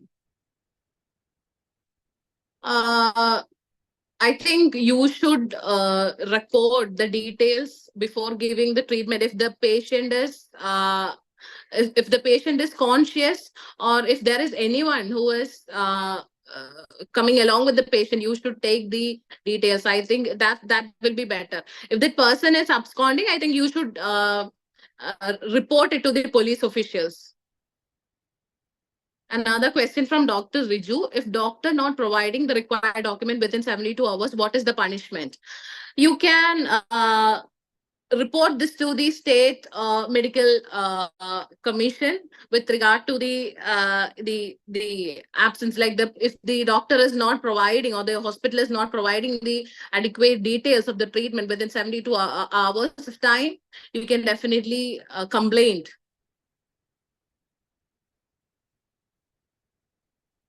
So shall we move to the next part? Madam, ഒരു കാര്യം കൂടെ പറയാനുണ്ട്, clarification ആയിട്ടാണ്. അതിനകത്ത് ആ റിവ്യൂവിന്റെ portion പറഞ്ഞില്ലായിരുന്നു. റിവ്യൂവിന്റെ portion പറഞ്ഞതെന്ന് വെച്ചാൽ, ഒരു പേഷ്യന്റിന്റെ അടുത്ത് നമ്മൾ ഒരു വീക്ക് കഴിഞ്ഞിട്ട് റിവ്യൂ ചെയ്യാൻ വേണ്ടി, അതായത് തിരിച്ച് നമ്മളെ വന്ന് കാണാൻ വേണ്ടി പറയാണ്. പക്ഷെ പേഷ്യന്റ് ആ സമയത്ത് വന്നില്ല. അപ്പോ ആ സമയത്ത് പേഷ്യന്റിന്റെ ഭാഗത്ത് നെഗ്ലിജൻസ് ഉണ്ടല്ലോ, അത് കോൺട്രിബ്യൂട്ടറി നെഗ്ലിജൻസ് ആയിട്ട് വരത്തില്ലേ? ആ ഒരു ക്വസ്റ്റ്യൻ ആണ് ആ ഡോക്ടർ ഉദ്ദേശിച്ചെന്ന് തോന്നുന്നു. ഓക്കെ, ഡെഫിനറ്റ്ലി അങ്ങനെയുള്ള സിറ്റുവേഷൻ ആണെങ്കിൽ അത് കോൺട്രിബ്യൂട്ടറി നെഗ്ലിജൻസ് ആയിട്ട് തന്നെ വരും. ബിക്കോസ് ഡോക്ടറുടെ ഭാഗത്തു നിന്നുള്ള എല്ലാവിധ കാര്യങ്ങളും ചെയ്തിട്ടുണ്ട്. പേഷ്യന്റ് ആണ് ആ ഒരു റിവ്യൂവിന് ബില്ലിംഗ് ആവാഞ്ഞതെങ്കിൽ definitely the doctor can not be made liable. അതൊരു കോൺട്രിബ്യൂട്ടറി നെഗ്ലിജൻസ് ആവത്തില്ല.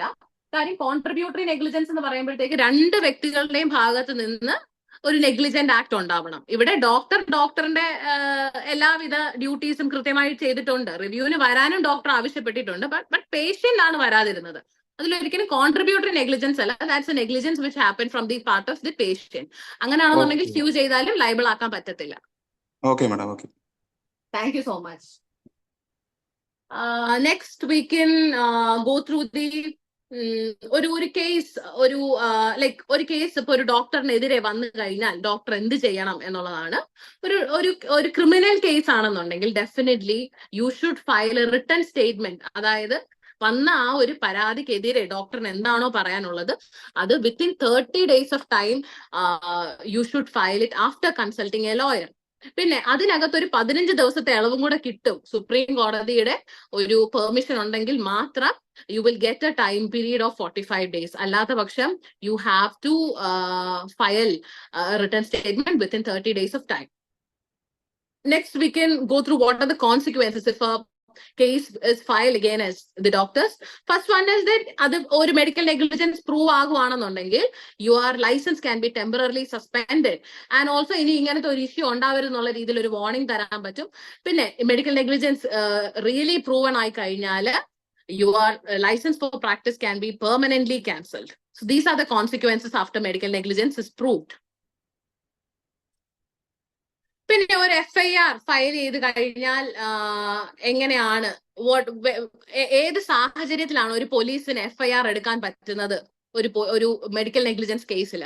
ഫസ്റ്റ് തിങ് ഇസ് ദാറ്റ് പ്രൈമ ഫേസി പ്രധാനമായിട്ടും ഒരു ഇറ്റ് ഷുഡ് പ്രൂവ് ദാറ്റ് ഒരു ഗ്രോസ് നെഗ്ലിജൻസ് ഉണ്ടാവണം. അതായത് സാധാരണഗതിയിൽ സ്ലൈറ്റ് ഹാമോ അല്ലെങ്കിൽ ഒരു ചെറിയ നോർമലി ഉള്ള ഒരു പ്രശ്നമല്ലാതെ ഒരു ഗ്രോസ് നെഗ്ലിജൻസ് ഉണ്ടെന്ന് പോലീസിന് പ്രൈമ ഫേസിയെ തോന്നിക്കഴിഞ്ഞാൽ അതൊരു എവിഡൻസ് ആയിട്ട് കൺസിഡർ ചെയ്യാൻ പറ്റും. നെക്സ്റ്റ് എക്സ്പേർട്ട് മെഡിക്കൽ ഒപ്പീനിയൻ ഉണ്ടാവണം. അതായത് ഇപ്പം ഒരു മെഡിക്കൽ നെഗ്ലിജൻസ് സംഭവിച്ചു, ആ ഒരു അലിഗേഷന്റെ പുറത്ത് ഒരു പരാതി കിട്ടിക്കഴിഞ്ഞാൽ പോലീസ് ഫസ്റ്റ് ഇത് സ്റ്റേറ്റ് മെഡിക്കൽ കൗൺസിലിനെ അറിയിക്കണം. സ്റ്റേറ്റ് മെഡിക്കൽ കൗൺസിലിനെ അറിയിച്ചതിന് ശേഷം അവര് ഇതിനെ സംബന്ധിക്കുന്ന ഒരു എക്സ്പേർട്ട് ഒപ്പീനിയൻ കൊടുക്കുകയും വേണം. അതിനുശേഷം മാത്രമേ ഒരു പോലീസിന് ഒരു FIR ഇടാൻ പറ്റത്തുള്ളൂ ഒരു മെഡിക്കൽ നെഗ്ലിജൻസ് കേസിൽ. And also there is a case with regard to medical negligence. ഈ Jacob Mathew versus state of Punjab എന്ന് പറയുന്ന കേസിൽ it was held mandatory that ഒരു ഗ്രോസ് നെഗ്ലിജൻസ് ഇല്ലാതെ അല്ലെങ്കിൽ ഒരു നെഗ്ലിജൻസ് എന്ന് പറയുന്ന പാർട്ട് കൺഫേം ആകാതെ ഒരിക്കലും ഒരു പോലീസിന് FIR ഇടാൻ പറ്റത്തില്ല. അതായത് ഒരു expert medical opinion, competent medical ബോർഡിന്റെ ഒപ്പീനിയൻ ഇല്ലാതെ ഒരിക്കലും ഒരു FIR ലോഡ്ജ് ചെയ്യാൻ പറ്റത്തില്ല against a doctor, which was held in the case of Jacob Matthew versus State of Punjab. It's a 2005 case. So ഇത്രയും കാര്യങ്ങൾ വന്നാൽ മാത്രമേ ഒരു FIR ഒരു ഡോക്ടറിനെതിരെ ഇടാൻ പറ്റത്തുള്ളൂ. So it's not easy to lodge an FIR against a doctor. I hope it's clear. Next is ഒരു ഡോക്ടറിനെ പെട്ടെന്ന് അറസ്റ്റ് ചെയ്യാൻ പറ്റുമോ എന്നുള്ളതാണ്. ഇതിനെ സംബന്ധിക്കുന്ന സുപ്രീം കോടതി ഡിറക്ഷൻസ് ഉണ്ട്. അതിൽ ഫസ്റ്റ് പറയുന്ന ഒരു അലിഗേഷൻ, ഒരു മിയർ അലിഗേഷന് പുറത്തൊന്നും ഒരു ഡോക്ടർ പറ്റത്തില്ല മെഡിക്കൽ നെഗ്ലിജൻസിന്റെ പേരിൽ. And also mandatory expert opinion വേണം. Mandatory medical expert opinion after that allegation, after that complaint, the police officials should take a mandatory medical expert opinion. ഞാൻ മുമ്പ് FIR ഇടുന്ന കാര്യത്തിൽ പറഞ്ഞതുപോലെ തന്നെ that is mandatory in this case also. And also എന്തിന്റെ പേരിലാണ് arrest ചെയ്യുന്നത്? What is the need of arrest? What should establish the reasonableness in arrest? Then only the police officials can arrest a doctor. So this was mentioned in the case of Arnesh Kumar versus State of Bihar. So ഈ കേസിൽ പറഞ്ഞത് പോലീസിന് ഒരു വ്യക്തി, അതായത് ഒരു doctor abscond ചെയ്ത് പോകും അല്ലെങ്കിൽ എവിഡൻസസിനെ ടാമ്പർ ചെയ്യാനായിട്ടുള്ള സാധ്യതയുണ്ട്. ഈ സാഹചര്യങ്ങളിൽ മാത്രമേ അറസ്റ്റ് ചെയ്യാൻ പറ്റത്തുള്ളൂ. അതായത് നാട് വിട്ടു പോകാനോ അല്ലെങ്കിൽ ഉള്ള എവിഡൻസുകളെ നശിപ്പിച്ചു കളയാനോ ഒക്കെ ഉള്ള ചാൻസസ് ഉണ്ടെങ്കിൽ മാത്രമേ ഡോക്ടേഴ്സിനെ അറസ്റ്റ് ചെയ്യാൻ പറ്റത്തുള്ളൂ. ഈവൻ ആഫ്റ്റർ ഈ ഇത്രയും കാര്യങ്ങൾ എക്സ്പ്ലിസിറ്റ്ലി മാൻഡേറ്ററിലി ഉണ്ടാവണം. അതായത് എക്സ്പെർട്ട് ഒപ്പീനിയൻ, പിന്നെ ആ ഒരു അറസ്റ്റിൽ ഒരു റീസണബിൾനെസ് ഉണ്ടാവണം, ഗ്രോസ് നെഗ്ലിജൻസും ആയിരിക്കണം. ഇതിനെ സംബന്ധിക്കുന്ന എന്തെങ്കിലും ഡൗട്ട് ഉണ്ടോ about lodging an FIR with regard to arrest?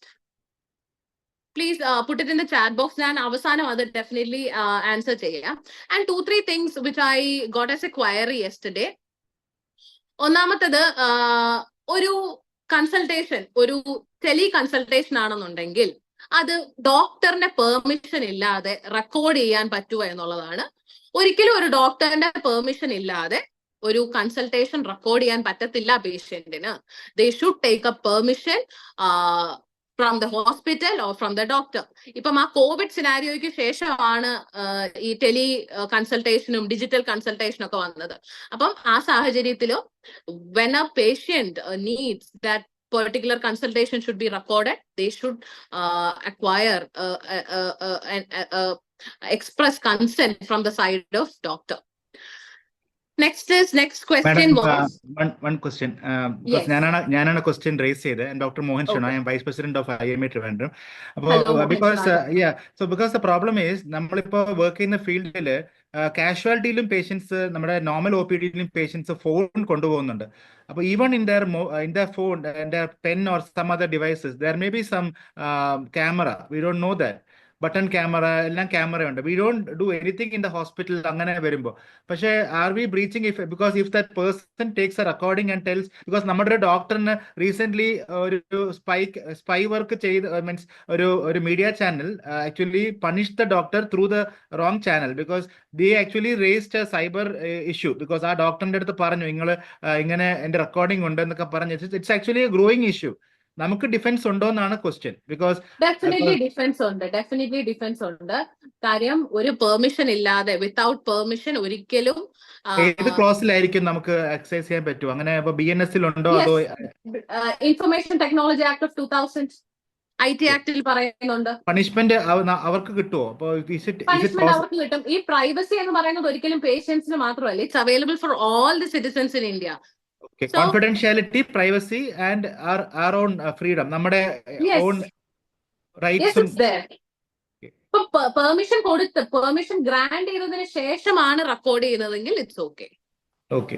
അപ്പൊ ഇതെന്തായാലും പെർസ്യൂ ചെയ്യേണ്ട മാറ്റർ ആണ്. Like we should actually report to the police. Definitely പറഞ്ഞ പോലെ you can keep in mind two legislations. First one is IT act 2000 and also പ്രധാനപരമായിട്ടും article 21 of the Indian കോൺസ്റ്റിറ്റ്യൂഷനിൽ പറയുന്നുണ്ട് right to privacy. അത് എല്ലാവർക്കും അവകാശപ്പെട്ടതാ. So if they breach their privacy also, that's a problem. നമ്മൾ ആരുടെയും reports പബ്ലിക്കിൽ ഇടുന്നില്ല. But if they themselves tell those things, നമുക്ക് എതിരായിട്ട് പറഞ്ഞാലും നമുക്ക് ആക്ച്വലി പറയാമല്ലോ, I have not revealed it, you have revealed it yourselves, and that may be the more gullible issue അല്ലെ? നമുക്കത് പറയാം. അതെ, അത് ഒരിക്കലും ഡോക്ടേഴ്സിന്റെ ഭാഗത്ത് നിന്നല്ലല്ലോ ചെയ്യുന്നത്. Patients themselves are publishing it. അപ്പൊ ഒരിക്കലും ഡോക്ടേഴ്സിന് ലയബിലിറ്റി വരുന്നില്ല. Okay, thank you. We'll move on. I think questions എല്ലാം actually നല്ല pool ചെയ്ത് വെച്ചിട്ടുണ്ട്. I think we are getting more questions. Very lively chat ആണ്. Thank you. Okay. I'll look into it. Thank you so much. Another question was with regard to the CCTV in OPD. CCTV ഇപ്പൊ എല്ലാ ഹോസ്പിറ്റൽസിലും ഡോക്ടേഴ്സിന്റെ ക്യാബിൻസിലും എല്ലാം ഉണ്ട്. പക്ഷെ ഒരു patient വരുന്ന സമയത്ത് you should inform that particular patient about ഈ CCTV വെച്ചിട്ടുണ്ട് എന്നുള്ള കാര്യം അവരെ അറിയിക്കണം. ഒരിക്കലും അതൊരു ട്രീറ്റ്മെന്റിനെ അഫക്ട് ചെയ്യാത്ത വിധത്തിലായിരിക്കണം. അതായത് ഒരു പേഷ്യന്റിന് പ്രൈവസിയെ ബാധിക്കാത്ത വിധത്തിലായിരിക്കണം ആ CCTV ഇംപ്ലിമെന്റ് ചെയ്യേണ്ടത്. I hope that question is clear. എന്തെങ്കിലും further doubt ഉണ്ടോ ഈ CCTV ഇംപ്ലിമെന്റ് ചെയ്യുന്ന കാര്യത്തിൽ? ഹോസ്പിറ്റലിനും കമ്മിറ്റി കാണുമല്ലോ, because their own protection also they will also have a committee for that അല്ലേ? നമുക്കും അതെ. ബേസിക്കലി ഇത്രേ ഉള്ളൂ. കോൺഫിഡൻഷ്യാലിറ്റി കീപ്പ് ചെയ്യുക with regard to the privacy of patients, documents. അതിപ്പോ ഡിജിറ്റൽ ഡോക്യുമെന്റ്സ് ആണെന്നുണ്ടെങ്കിലും അതും കീപ്പ് ചെയ്യണം. ഇപ്പൊ CCTV റെക്കോർഡിങ്സ് ഉണ്ടാകുമല്ലോ, അത് ഒരിക്കലും എന്താ പറയുന്നത് ഈസി ടു ആക്സസ് ആയിരിക്കരുത്. That should be protected. അതാണ് CCTV. വയലന്റ് പേഷ്യന്റ് വരുമ്പോഴൊക്കെ ഭയങ്കര യൂസ്ഫുൾ ആണ് ഈ പ്രൂഫ് ഒക്കെ. Because I think our hospital violence is very much growing concern. അതായിരിക്കും ഡോക്ടർ ചോദിച്ചത്. CCTV പ്രൂഫ് ആയിരിക്കും നമ്മൾ ആക്ച്വലി നമ്മളെ പ്രൊട്ടക്ട് ചെയ്യുന്നത്. That person behaved very badly. So അത് ആക്ച്വലി നമ്മളെ പ്രൊട്ടക്ട് ചെയ്യും, പക്ഷെ we should not release it unless required അല്ലേ? അതെ. അതിനകത്തൊരു ലീഗൽ ആവശ്യം, ഒരു ലീഗൽ ഇംപ്ലിക്കേഷൻ ഇല്ലാത്തിടത്തോളം പുറത്തു വിടരുത്. If a police is mandating that, definitely അതൊരു എവിഡൻസ് ആയിട്ട് നിങ്ങളുടെ ഭാഗം പ്രൂവ് ചെയ്യാൻ സബ്മിറ്റ് ചെയ്യാം. Thank you. Ma'am, one question, ma'am. Yes. This insurance company actually reject claims citing some other hospital the patient's record. I have seen one case. So does it violate the IT Act or can we sue them? Can you make the question more clear? Yes, ma'am. Sorry, ma'am. Actually, what happened is that one patient got a treatment from one hospital, that X hospital. So he made the insurance claim. Now that was rejected on the basis that he saying that you didn't reveal a disease which you had before the claim, and the insurance company proved it through the records of another hospital. Why? So how the records came out, we are not aware. So presently we are pursuing. So is there any violation done, or are the insurance companies safe in this? So the insurance company has taken the records without the patient's consent. Exactly, ma'am. The hospital has given them. Then it is a violence. I mean, it has violated the rights of the patient. The point ഉണ്ട് madam, but prima facie you may say it is a problem, but insurance company always ask us queries. നമ്മൾ query answer ചെയ്യാൻ വേണ്ടി sometimes we have to tell the condition to the, because insurance കിട്ടാൻ വേണ്ടി maybe the company asked doctor query what is the issue. അപ്പൊ issue നമ്മൾ raise ചെയ്യുമ്പോൾ പേഷ്യന്റെ നമുക്ക് consent എടുക്കാൻ പറ്റൂലല്ലോ, പേഷ്യന്റ് അഡ്മിറ്റ് ആയിരിക്കുകയല്ലേ. അതാണ് main issue. It is actually both sides also I will argue that will never reach any consensus. അപ്പോൾ അത് കേസ് ടു കേസ് ബേസിസിലാണ് മിക്കവാറും വർക്ക് ചെയ്യുന്നത്. Will move on madam, will move on actually. Okay. Sir, one more thing I would like to add, sir. Sir, this was from different hospitals, sir. That is okay. Anyway, we'll deal it. We'll discuss. The first session മാത്രമേ ഉള്ളൂ. I think madam is here for us, so we'll move on to the next question. Yeah. Right. Thank you. Thank you so much. So another question is there. Expert medical opinion by whom, on what basis is particular doctor chosen for medical expert opinions? So first thing is that once a complaint is lodged against a doctor, adu state council അറിയിക്കണം എന്നുള്ളതാണ്. അപ്പൊ സ്റ്റേറ്റില് ഒരു expert opinion അല്ലെങ്കിൽ ഒരു expert പാനലിനെ വെച്ചിട്ട് അവരുടെ അഭിപ്രായമായിരിക്കും സ്വീകരിക്കുന്നത് in A criminal case. Another question from Dr. N. What if the doctor is consulting a patient, some other guy or some bystander records it? Can we file a complaint? Exactly.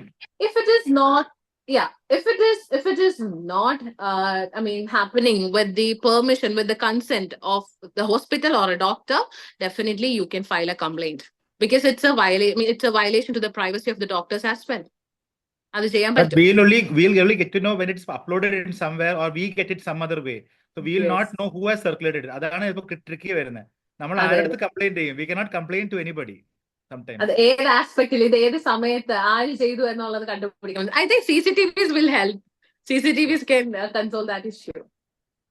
So ഇത്രയും കാര്യങ്ങളാണ് എനിക്ക് കിട്ടിയ ക്വയറീസും പിന്നെ സംസാരിക്കണം എന്ന് പറഞ്ഞ വിഷയങ്ങളും. I think I have covered almost all the topics. എന്തെങ്കിലും ഡൗട്ട് ഉണ്ടോ ഫർദർ? പിന്നെ ഒന്ന് രണ്ട് കാര്യങ്ങളും കൂടെ ആഡ് ചെയ്യാനുണ്ട്.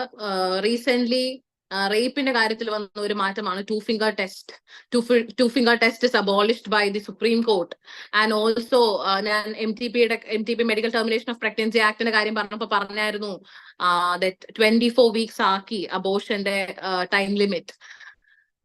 So by mentioning these two things, I wish to conclude. എന്തെങ്കിലും further doubts ഉണ്ടെന്നുണ്ടെങ്കിൽ please you can post it in the chat box.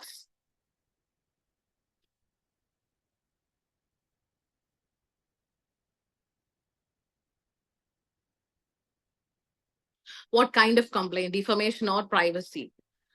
അത് ഒരു ഡിഫെയിം ചെയ്യുന്ന തരത്തിലുള്ള സ്റ്റേറ്റ്മെന്റ്സ്. ഡിഫെയിം ചെയ്യുന്നെന്ന് പറഞ്ഞു കഴിഞ്ഞാൽ ഇല്ലാത്ത കാര്യം പറഞ്ഞ് പ്രചരിപ്പിക്കുകയാണെന്നുണ്ടെങ്കിൽ you can file a case for defamation. കോമ്പൻസേഷനും കിട്ടും.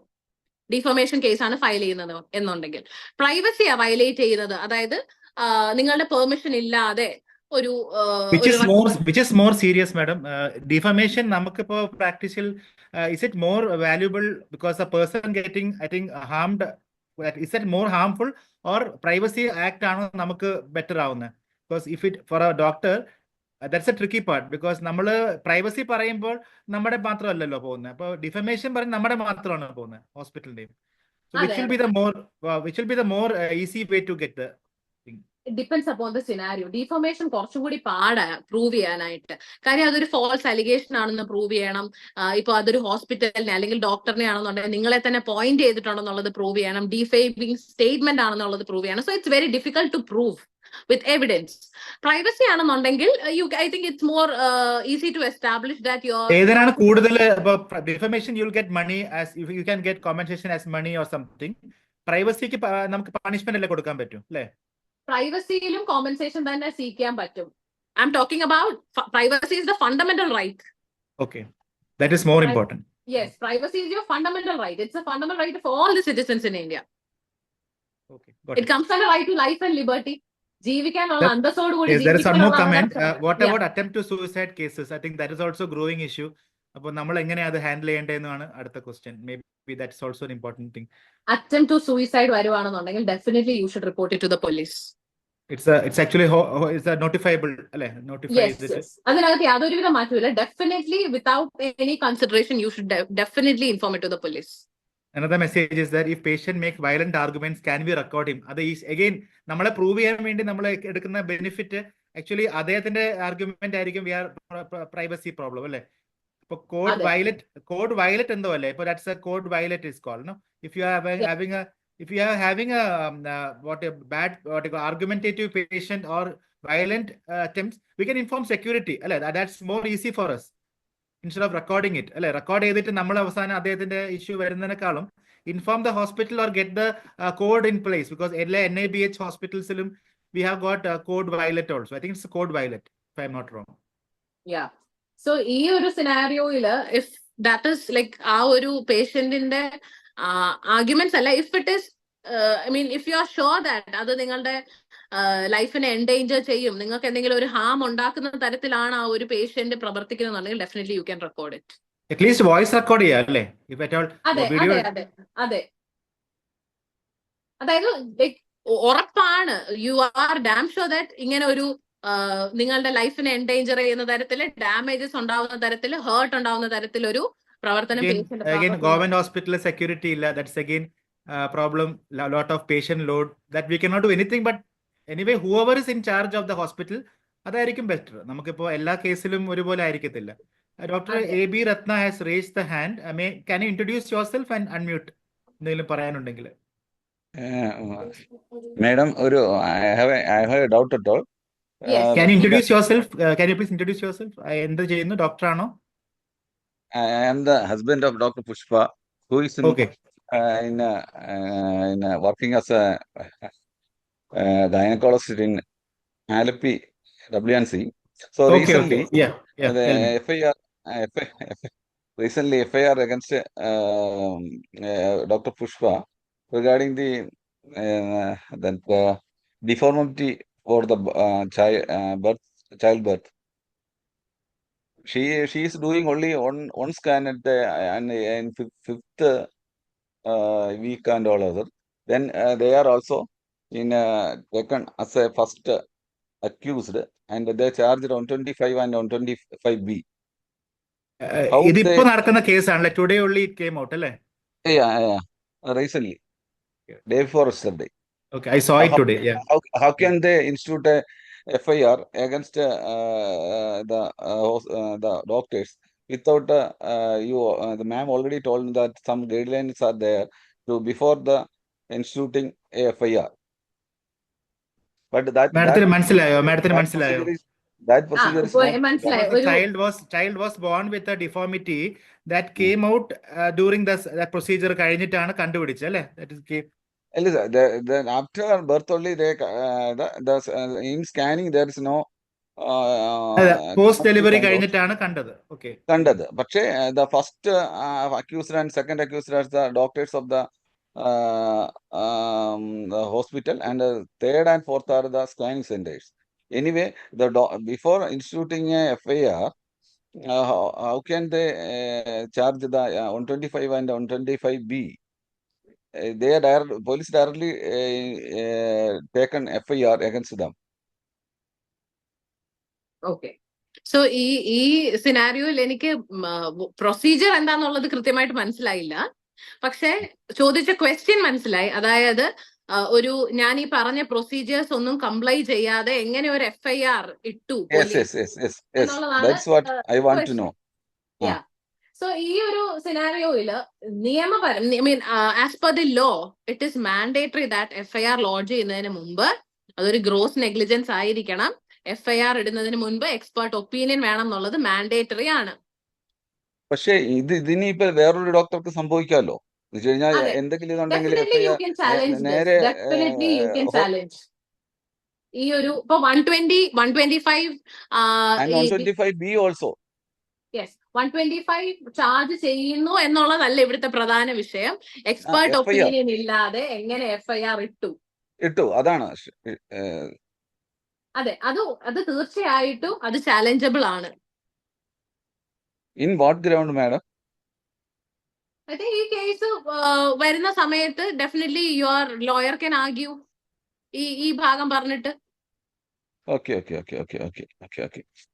I think IMA may be വലിയൊരു ലൂപ്പ് ഹോൾ ആണ് അത്.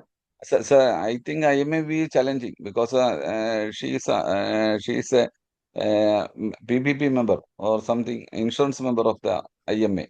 PPS, Professional Protection. PPS, yes. കുറച്ചുകൂടെ IMA യുടെ തന്നെ ലോയർ വരും. So you just have to അതെ. present your case and I think IMA will help you, no doubt. Al doctor ഇനിയിപ്പോ നാളെ ഇപ്പൊ ഏതൊരു ഡോക്ടർക്കെതിരെയും ആർക്ക് അതന്നെയാണ്. That's exact reason why we have a knowledgeable person like Madam here. I think our members should know the law, and I think we should have a close liaison with the lawyers also, because lawyers are also our friends. So they may represent other side people also, but we should know that we are also knowing the law somewhat. നമ്മളും അത് help ചെയ്യണം. We should help them also. We should have a mutual relation. This is doctor, but Madam also told that some procedure should be complied before taking. Yes. നമുക്കിപ്പോ ചെയ്യാൻ പറ്റാവുന്ന awareness കൂട്ടാനെന്ന് മാത്രമേ ഉള്ളൂ ഈ പ്രോഗ്രാമിലൂടെ. I think ഈ പ്രോഗ്രാമിന്റെ പർപ്പസ് അവയർനെസ് ക്രിയേറ്റ് ചെയ്യാനാണ്. Sorry sir. So I think we have to go beyond. Sorry. I understood your issue. We actually empathize with your problem.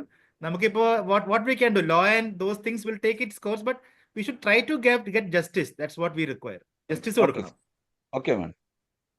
Thank you so Thank you, much. madam. Thank you so much for the query. I got a question. Latest ആയി NMC ഇറക്കിയ professional conduct rules അനുസരിച്ച് ചില പ്രത്യേക സാഹചര്യത്തിൽ ചികിത്സ നിഷേധിക്കാം. അങ്ങനെ ചെയ്യുന്നത് ഡ്യൂട്ടി ടു ടേക്ക് കെയർ എതിരാവുകയും ഡോക്ടേഴ്സ് ലയബിൾ ആവുകയും ചെയ്യില്ലേ? ഐ തിങ്ക് അങ്ങനത്തെ ഒരു സിനാരിയോയില് ഇപ്പൊ ഞാൻ മുമ്പേ പറഞ്ഞതുപോലെ തന്നെ ഇപ്പൊ ഒരു വയലന്റ് ഒരു ആക്ട് പേഷ്യന്റെ ഭാഗത്തു നിന്നുണ്ടാവുകയാണ്, അല്ലെങ്കിൽ സിവിയർ ആൽക്കഹോളിസം, അങ്ങനത്തെ സിറ്റുവേഷൻസിലാണെന്നുണ്ടെങ്കിൽ if the patient is not willing, നിങ്ങൾ പറയുന്നത് കേൾക്കാൻ തയ്യാറാവുന്നില്ല, അത് നിങ്ങളുടെ ലൈഫിന് ഒരു ഡേഞ്ചർ ഉണ്ടാക്കുന്ന സിറ്റുവേഷൻ ആണെന്നുണ്ടെങ്കിൽ definitely doctors can deny the treatment. പിന്നെ എമർജൻസി സിറ്റുവേഷൻസ് ആണെന്നുണ്ടെങ്കിൽ പറ്റത്തില്ല. അതായത് പേഷ്യന്റിന് ഒരു എമർജൻസി ട്രീറ്റ്മെന്റ് കൊടുത്തില്ലെങ്കിൽ ഒരു ഡെത്തോ വല്ലതും സംഭവിക്കുന്ന സിറ്റുവേഷൻ ആണെന്നുണ്ടെങ്കിൽ you can deny treatment. Another question from Rincy. In government hospital, OP ticket is given to patients, but if patients ask for documents of treatment, then how will we give documents if OP ticket is not available? Sorry about this because I'm not much aware I'll tell you about... something. Something new has happened. ഇപ്പൊ നമുക്കിപ്പോ എല്ലാം digital ആണ്, because every hospital, I think even panchayat and family health centre have got digital source also.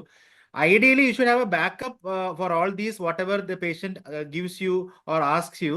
Backup illa ennundengil you should always tell, അവർ കൊണ്ടുവന്നില്ലെങ്കിൽ അവരുടെ കുറ്റമാണ്, because you don't have anything like you cannot take a copy of the photo and keep എത്ര പേരുടെ photo എടുക്കാൻ പറ്റും.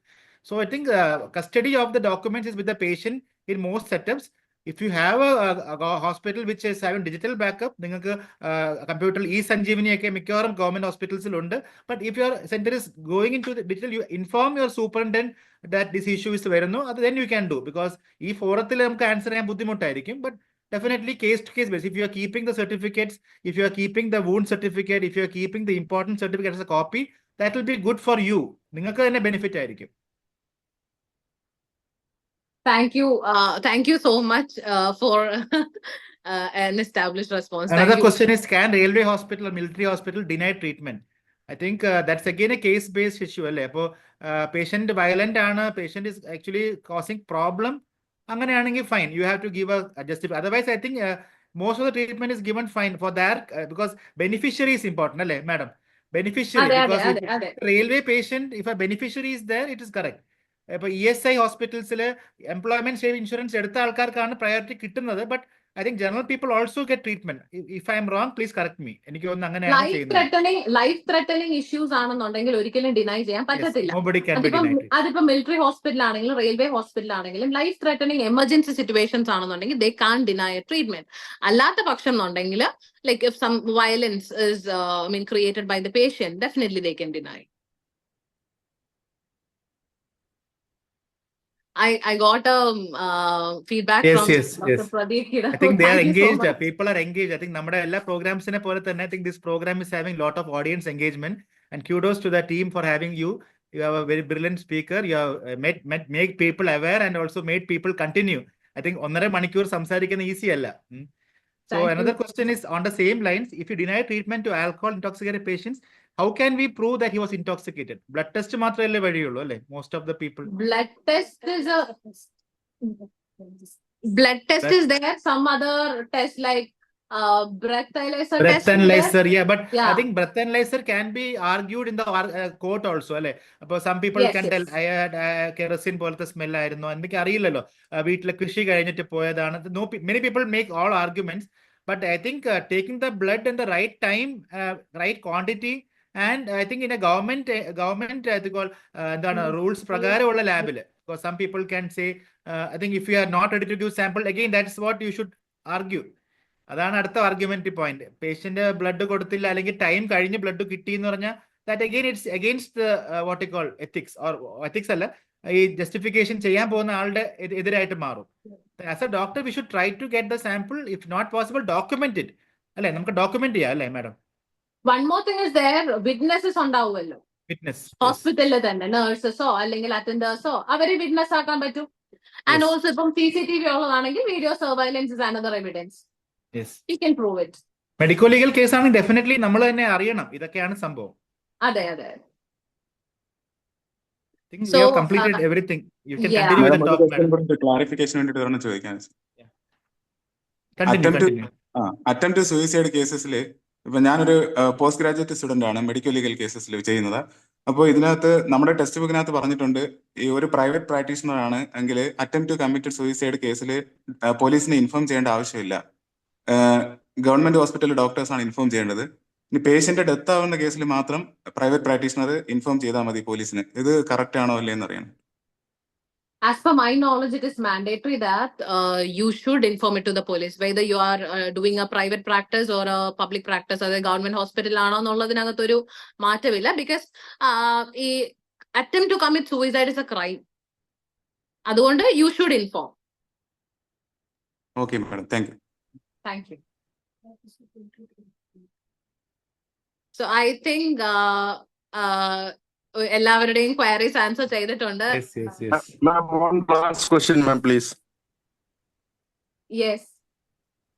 Ma'am, in domestic violence cases, if a doctor gives a certificate that she was under his treatment for some hit or some scratches or whatever it is, so don't you think it is against the doctor, because he will be called for n number of times to the court, and after such a long years, that is it possible for the doctor to identify the patient and do bring out the truth? You are asking about the delay in the legal procedures or the legal proceedings, and how it is going to affect. The delay in legal proceeding is not against the doctor. That what I'm trying to say, because he may got transfer, he may go to some other foreign country, he may go for some other studies. At that time, you will be calling them. So don't you? You can always the victim can always keep the document with her. Doctor കൊടുക്കുന്ന ഒരു document കാണുമല്ലോ ഈ ഇങ്ങനെ ഒരു പ്രശ്നം. That's my question, ma'am. Is the document is enough for DV cases, or should the doctor also come there? If the doctor is not available, you can always keep that the documents with you to prove your stand. Right, ma'am. Right. അതാണ് what here matters is convincing document. നമ്മളിപ്പോ convincing document ഉണ്ടെങ്കിൽ it's always better. അപ്പൊ നമ്മൾക്കിപ്പോ proof ഉണ്ടെങ്കിൽ I think the doctor is safe also. And if the victim also has the proof convincing enough, അപ്പോൾ correct photo എടുത്തു, correct documents എടുത്തിട്ടുണ്ട്, ഈ abuse ചെയ്യുന്നതിനായിട്ട് എന്തെങ്കിലും പ്രൂഫ് കിട്ടിയെന്നുണ്ടെങ്കിൽ I think doctor is actually protected. ഡോക്ടറിന്റെ സമയം ഇമ്പോർട്ടന്റ് ആണ്. I think recent also we know that ഡോക്ടറിനെ വല്ലാതെ ഇഴക്കരുത്. Because every time doctor gets call to the court, patients suffer because അവരുടെ ടൈം സഫർ ചെയ്യുന്നു. I think job also suffers and finally the system also suffers. അപ്പോൾ ഈ issue handle ചെയ്യാതെ fast track courts also are there. I think family courts, fast track courts are there. Yes. Maybe your situation may be some separate situation, but I think we should try to get it leniently solved also. Thank you, sir. Thank you, ma'am. Madam, ഒരു clinical examination സമയത്ത് ഒരു finding miss ചെയ്തു, അല്ലെ ultrasound scan എടുത്തപ്പോൾ ഒരു finding miss ചെയ്തു. Is it a negligibility? Can you please make it clear? I will tell you what he meant. Aதாவது, if the ultrasound taken is not picking up any deformity. We had a recent situation where in Alleppey, I think the child was born with genetic issues. But just an example vendi paranjana.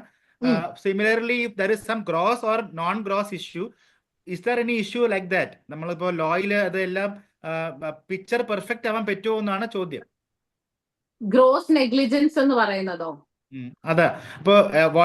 What I think medico-legally means is ultrasound anomaly scan ചെയ്തിട്ട് commonly കാണുന്ന anomaly, I think life threatening ആ anomaly കണ്ടുപിടിച്ചില്ലെങ്കിൽ അതല്ലേ main issue ഉള്ളൂ. I think small anomalies ഇപ്പോൾ miss ചെയ്ത വലിയ problem ഉണ്ടോ എന്നാണ് ക്വസ്റ്റ്യൻ. ഇല്ല. ലൈക്ക് ഇതില് ഒരു ബേസിക് കാര്യം എന്ന് പറഞ്ഞത് ഞാൻ മുമ്പേ സൂചിപ്പിച്ചതുപോലെ തന്നെ നോർമലി ഒരു സ്റ്റാൻഡേർഡ് രീതിയിലുള്ള എല്ലാവിധ പ്രോപ്പർ പ്രിക്വേഷൻസ്, കെയർ, ട്രീറ്റ്മെന്റ് എല്ലാം ഡോക്ടേഴ്സ് പ്രൊവൈഡ് ചെയ്തെന്നുണ്ടെങ്കിൽ there is nothing to worry.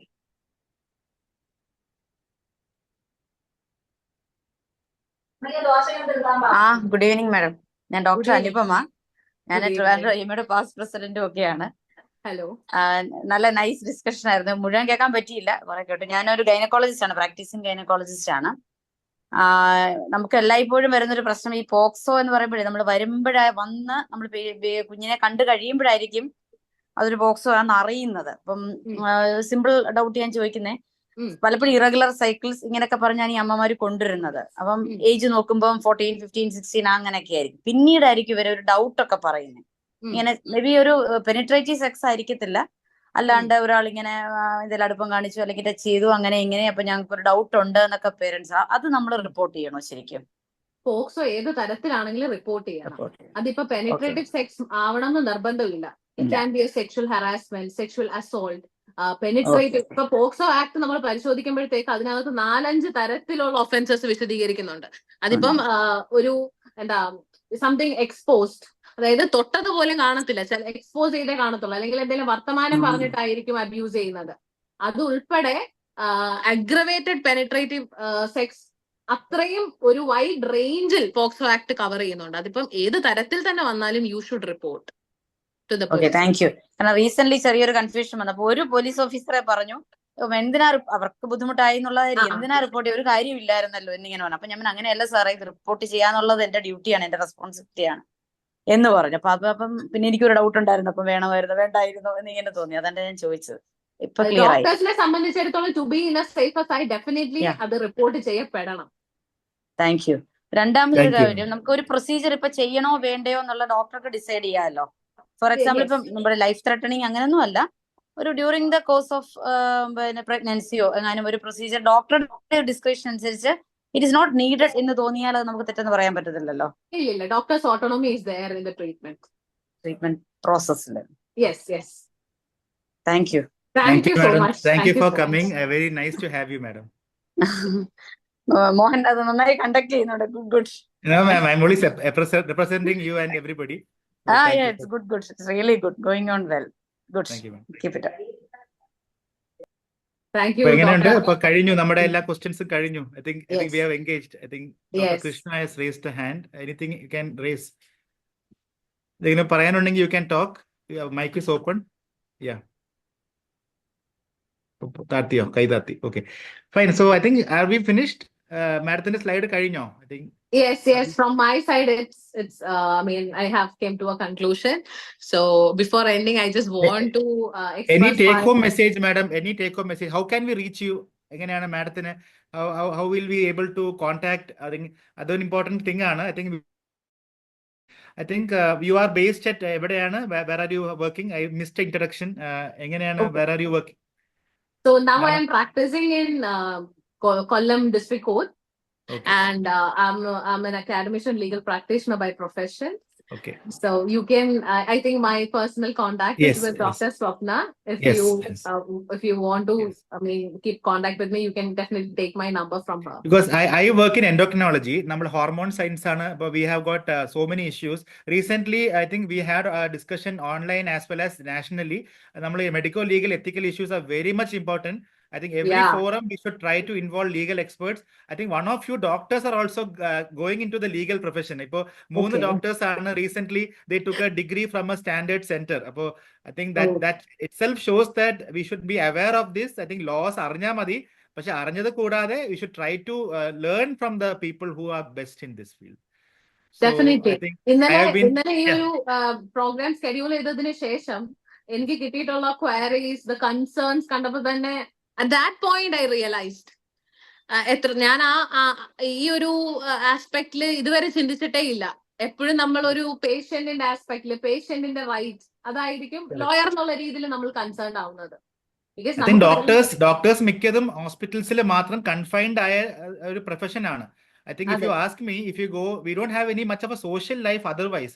നമുക്ക് മോർണിംഗ് തൊട്ട് ഈവനിങ് വരെ അത് ഫോൺ കഴിഞ്ഞിട്ട് വീട്ടിൽ പോയി കഴിഞ്ഞാൽ എവറിബഡി വിൽ ബി എൻഗേജ്ഡ്. അപ്പോൾ research, books, teaching. So I think once in a while we should engage in law discussions also. I think that is the one way which we should try and hold each other's hands. നമ്മൾ അതാണ് ചെയ്യേണ്ടത്. I think we should there is nothing wrong in telling I don't know, because I don't know much about law. That is the truth. So അറിവില്ലായ്മ എന്നാണ് നമുക്ക് അറിവ് കൂടുതൽ കിട്ടുന്നത്. So I think the way people have understood the topic from you, it's really kudos to you. So shall I start winding up, madam?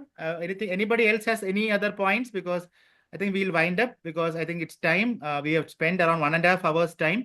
So from the whole of IMA Trivandrum branch, KGMO team, as well as the web and IT team, we really thank Advocate Anna Philip ma'am for spending time with us, taking patiently, listening to all of us, and in a very lucid manner. So we'll always continue learning from each other. And I thank all the audience, which includes the very senior professors, senior faculty, senior doctors, IMA members, leaders. Everybody who has joined today are really important for me. And from my side, I thank the IMA Trivandrum office bearers also for giving us the opportunity to learn. We'll keep continuing doing this in the future meetings. And pleasure to have you all here. I thank all of you for joining. So we'll continue. Thank you very much. Jai Hind. Thank you. Jai Before Hind. ending, I just want to say 2-3 sentences. Thank Yes, you ma'am. so much, IMA Trivandrum branch, for giving me this wonderful opportunity. And also thanks to the facilitators and organizers. Once again, thank you for all the audience for sparing this much time and providing a patient attention. Thank you so Yes, much. yes. Thank you. It's always good to have virtual meetings, because virtual meeting ആകുമ്പോൾ പേടിയില്ലാതെ ചോദിക്കാം. So that is the one thing. So it is the pleasure of doing it. Thank you very much. A pleasure you is so all much. ours, madam. So we'll keep engaging with you. Thank So you. good Thank night. you. Thank you so much. Good Good night. night. We'll Good try night. to record. Somebody asked the recording. If you are okay with it, we'll record it, and we actually will. Definitely, no issue. Please, if you want to circulate, you can. Okay. Thank you. With your permission, I will wind up. So thank you, everybody. Have a nice night. Have a safe Thank you. time. Good night. Bye. Bye.